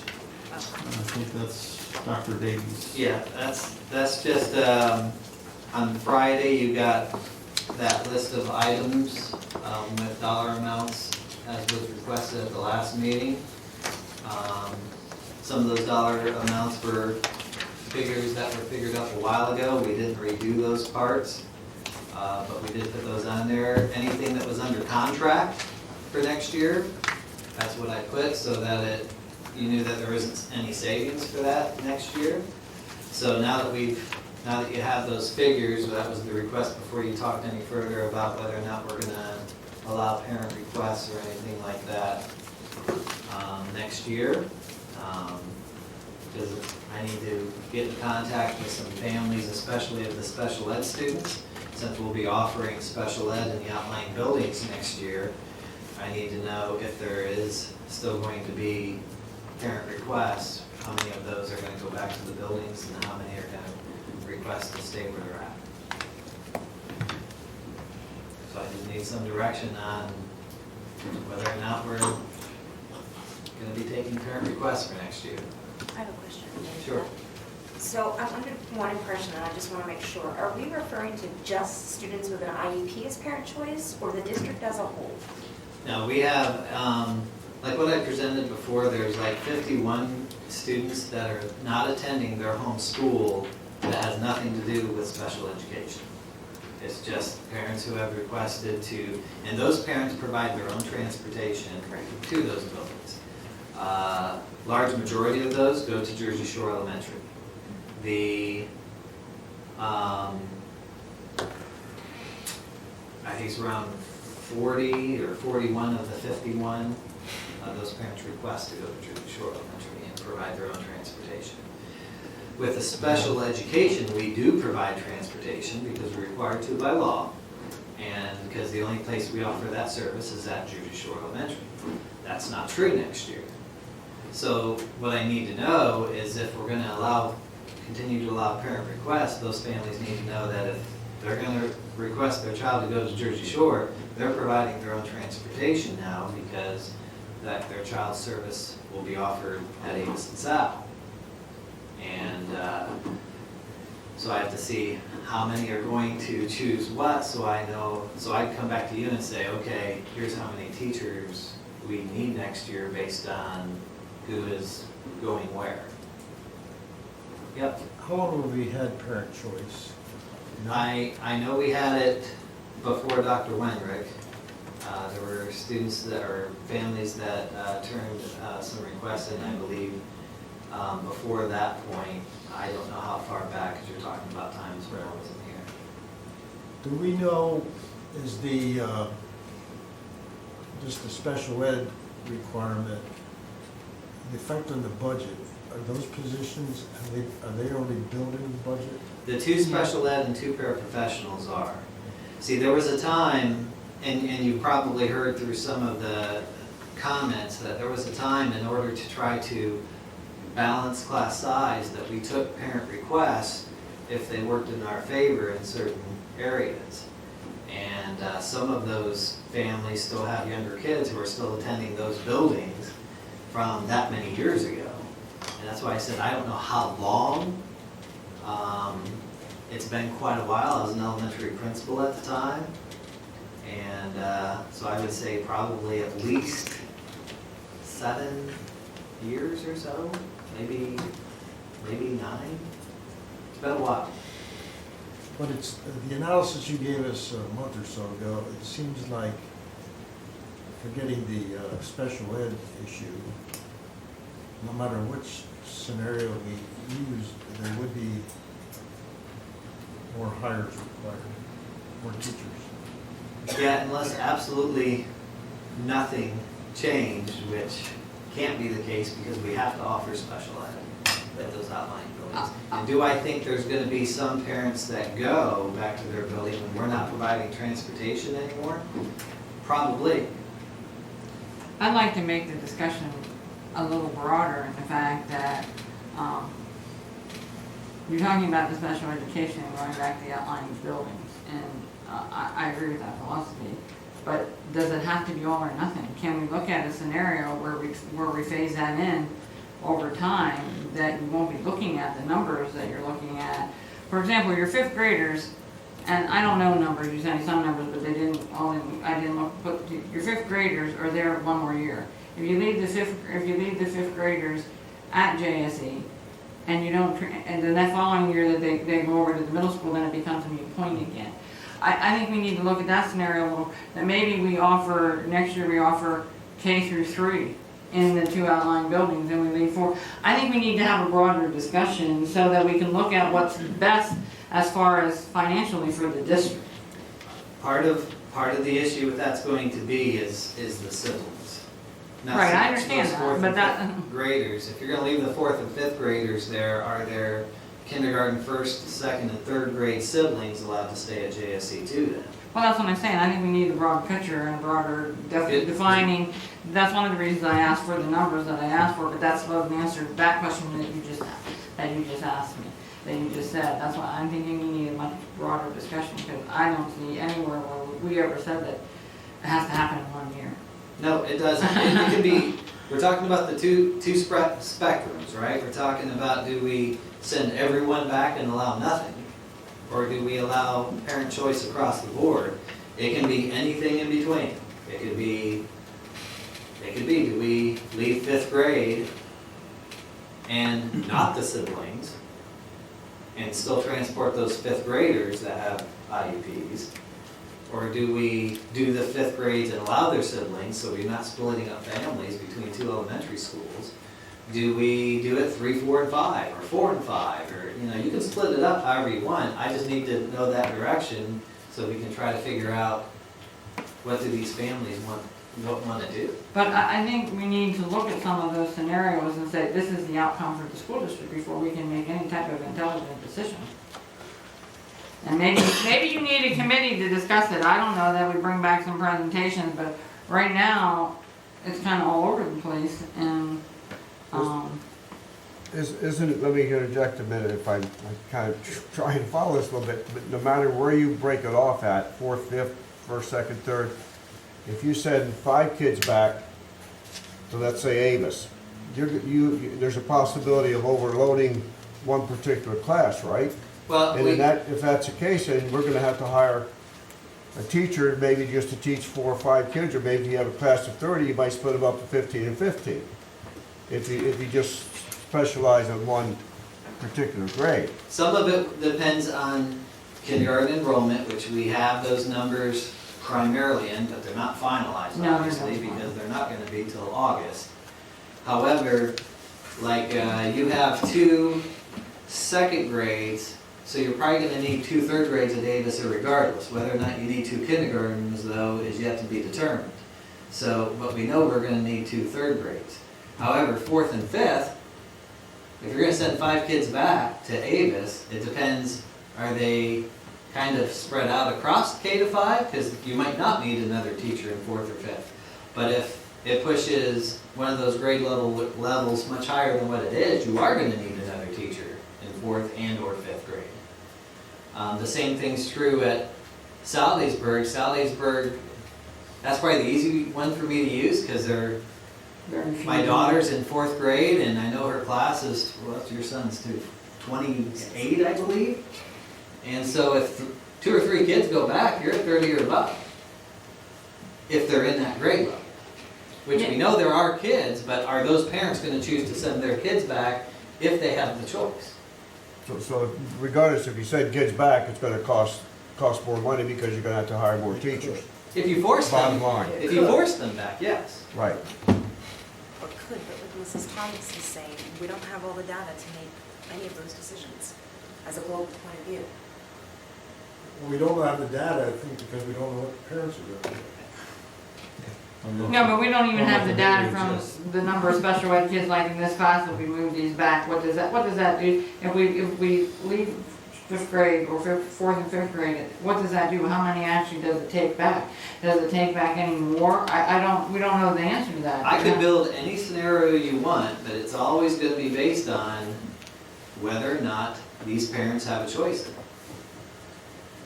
I can show you what 5th grade would look like if you sent just them all back except for 5th grade. I can build any scenario you want, but it's not going to make any sense in regards to how many teachers we need unless we know, are they going to be required to go back? So if you're going to tell me, well, build me a scenario not sending 4th and 5th grade back, my next question is going to be, what about the siblings? You're going to let the siblings stay, because I'll build you that scenario. But those parents still might choose to send their kids back. Because are you going to make them stay if they're in 4th or 5th grade? Well, that's a decision. That's the decision that has to be made. But we don't know what by making that what that does to it. If we say yes, we're okay with school choice, we don't know how many parents are going to say I want my kids to stay where they're at, or how many kids are new parents that didn't even realize that existed say I'm going to send my kids in there. I mean, so I guess the discussion has to be the validity from our standpoint of whether we want to use school choice or not. And to me, there's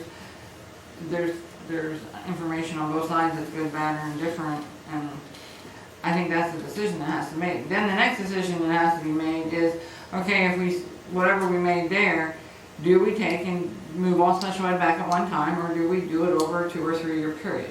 And do the parents have a choice in that? Whether we move special ed back or not? No, whether or not their kids are going to be required to go back. Special ed has to go back, right? Yes. We have to offer special ed in those buildings, correct, Mrs. Lady? Correct, and that will probably come out in our monitoring results when we get them. So we've already been told that verbally by Correct. Mark Ishman. Because it's a And that's for discriminatory, 2021. it's a discriminatory practice not to offer special education services in those buildings. All right, so does it have to be offered K-5 all at one time? Or can we develop a 2 or 3 year I plan? would have to ask Martha. Okay. My guess is they're gonna say no. What's that? My guess is they're gonna say no. Well, and that's what my take would be too. If you're offering special education services, then You need better to offer to everybody in the building. that would belong in that building. Correct. So I would say that Mark's response to me is going to be, yes, they need to be offered K-5, but I would check with him just to make sure. Plus, the other part about it is as kids get identified, we're not going to take them out of that building just because they're in the grade level we said would stay at Jersey Shore. So we wouldn't take them out of that building. That special ed teacher is going to be K-5. No, I truly understand that, but you're talking 1 or 2 kids that they can work into a thing for a year, then you know, I understand. I guess the other question that needs to be asked then, that if we do it K-5, Are we allowed to leave the kids that are presently in JSE, if they choose to stay there, are we allowed to do that? I mean, I guess that's or once we decide that special ed's here, and, of course though, I would assume if we offer school choice, we have to offer school choice across the board, whether they're special ed, other than like your life skills that we don't have it in every school. Correct. And I guess in those types of unique situations, you can have just some Supplemental and somewhere in full-time. there. You're not required to have a life skills program in every building. Supplemental and full-time would still only be offered at, unless it was, there'd be some circumstances we might be able to meet in the outlying buildings, Right, but we not have to all, look at each for other. supplemental. Life skills or full-time learning sport would have to be at Jersey Shore Elementary. Or in one building. We've had that program out of Davis, but then it wasn't at JSE during that time. Okay. I just have a quick question. Why all of a sudden did the special ed students have to be sent back to their, Well, what happened? Because my understanding is when the plan, Mark was okay with what was going on because there was a plan in place of looking at school closure. And so moving those programs in, am I correct so far? And with that vote being denied, that we're not closing schools, we have to offer those services back in the buildings. Oh, okay, as a result of that.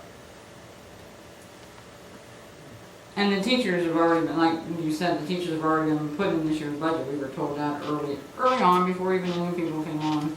And the paraprofessionals. Right. But I did hear you say that if special education is offered at Avis, those kids have to go back to Avis? Or? No, that is up to you. Okay. That's up to you. That's You the don't question I offer said that parent she choice. needs to find out for us. That's the whole parent choice part. I believe, Peg and I have talked about this, we believe if it's their choice, they can stay. If we're gonna offer parent choice, then the special ed students and their parents have the right to choose to stay as well. The difference is, if a special, right now, we are required to provide them transportation to Jersey Shore. If they choose to stay there, we don't have to offer transportation, correct? I'll check. I thought you said special I ed. would just had to. check with Mark on that I one will. because, again, we might Right, be getting because into a you can't discriminatory You prop. can't interfere with FAPE, but FAPE is now being offered, which is free appropriate public Because education. we offer it in their But own it's building. now being offered Correct. in We'll their home transport school. them. Correct, So if yeah. they're choosing to go to JSE, then I would think that we wouldn't have to provide transportation, but I will get confirmation from Mark on that as well. And just double check on whether or not we can force them back when, depending on how long they've been in the program at JSE, maybe another Because- issue. I would imagine some IEPs could be that to be in continuity of where they're at and things like that, so I really would. But I think we should still continue to have school choice. But I think it needs to work both ways, not always coming into JSE. If parents want their students to go to Avis or It South, offers they it should be that way able to now. do that.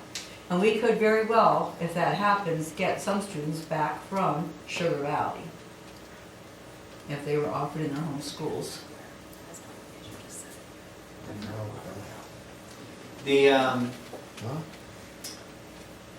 The other thing that we should discuss then is if you're going to allow parent choice, then there probably should be a cap on the class size. That if a class gets to this size, you no longer accept parent choice for that grade in that building. And that's most school choices in any district. There is a cap on movement. So how do you determine who gets the choice then? Is there a lottery? Well, I think we need to put a policy together. We need to have some guidelines put together in black and white so that we're not just, every time some situation comes up, we have to vote on whether the situation works or not. At least that's my opinion. But then playing devil's advocate, the flip side of that is, if a parent feels that they're not getting what they want, they can always go to cyber charter school and it costs us a whole bunch of money. That's the flip side. Or can they decide to go to another one of our schools? Right. Or they can decide to homeschool. You're right. And that's fine too.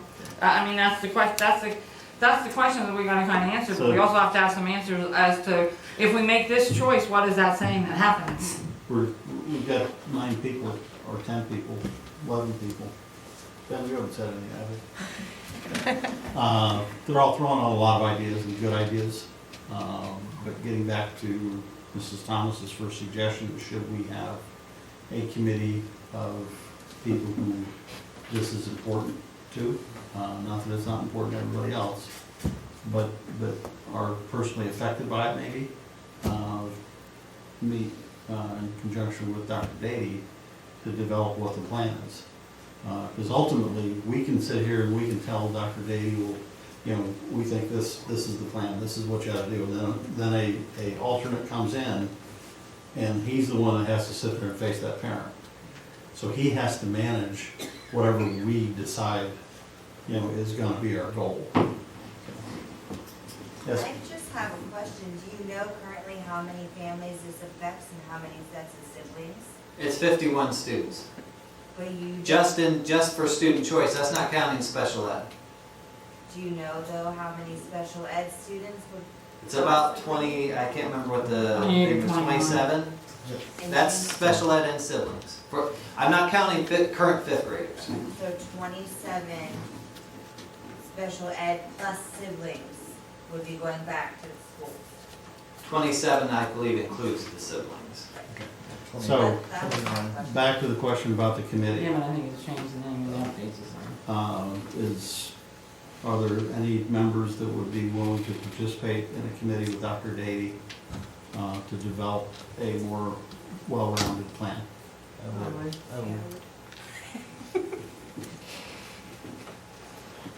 One, two, three, four. Okay. Mrs. Grant, Mrs. Petrosky. It's the whole side except for Mr. Michelle. Kinley, yeah, everyone except for Michelle. Because we could sit and chat about this all night long, and I don't think we're really gonna solve the problem.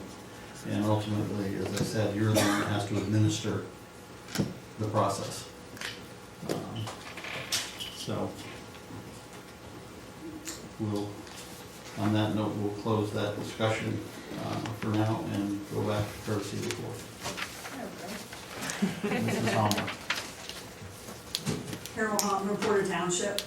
I just wanted to share some thoughts with the board members tonight. My background is in accounting. Numbers don't lie.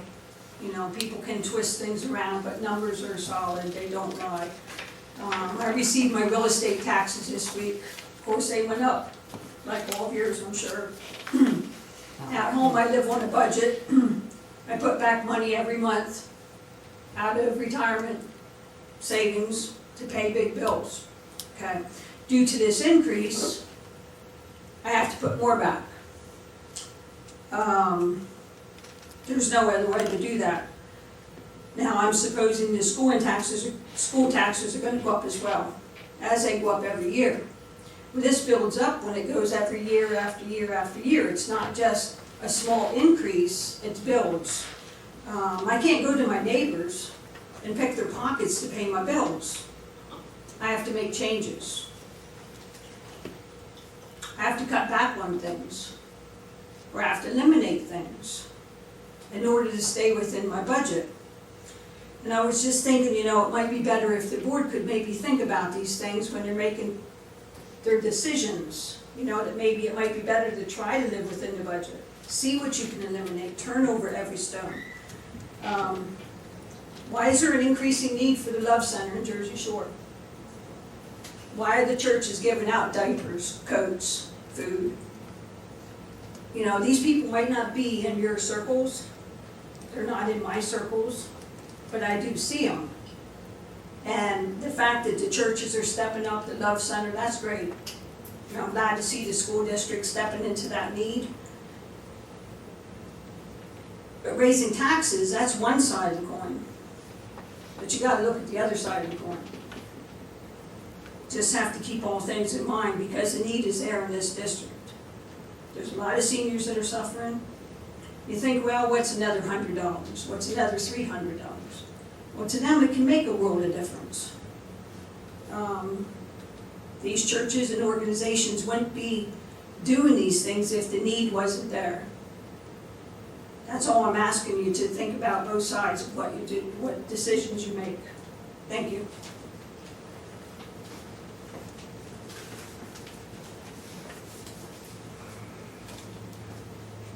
else for courtesy of the board? Do we have an additional need for another executive session? Or